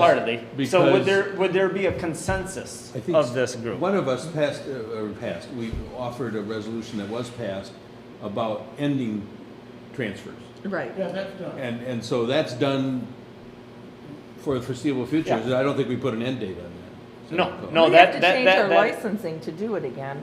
they'd have to actually go back through state certification and go to BLS plus transport again. We're in no position to we're- do that. no. We're No. just not. So that's my So point.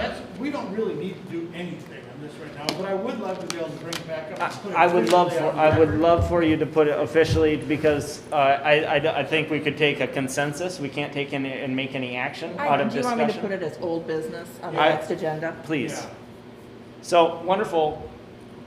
Well, thank you for the update. Yeah. Not wonderful, but that was Well, it's a point well taken. inevitable. Yes, discussion. I think this is a great thing too for the fire ad hoc committee to discuss, to put into place. You're going on this run, this is my mileage, you know, We're- it was this Yeah, many we're- miles. Yeah, I don't even All- think, I think that, But- and I don't disagree, But all but of those little things for tracking that. Well, what is the obviously billing? is What is the missing. billing for that service?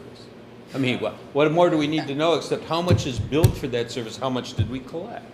I mean, there's got to be a Well, they tracking said they have system. all that stuff over That there. I think they have. It's the expenses that Right, are right. not kept track of. Well, Right. How We many don't- people went on the run, you know, how Oh, long yeah. did it take? So- Anyway, Okay. I just wanted to bring that up. I'll be happy to bring it up at. Please do. And I'll put it on the agenda. Just put it on. Yep.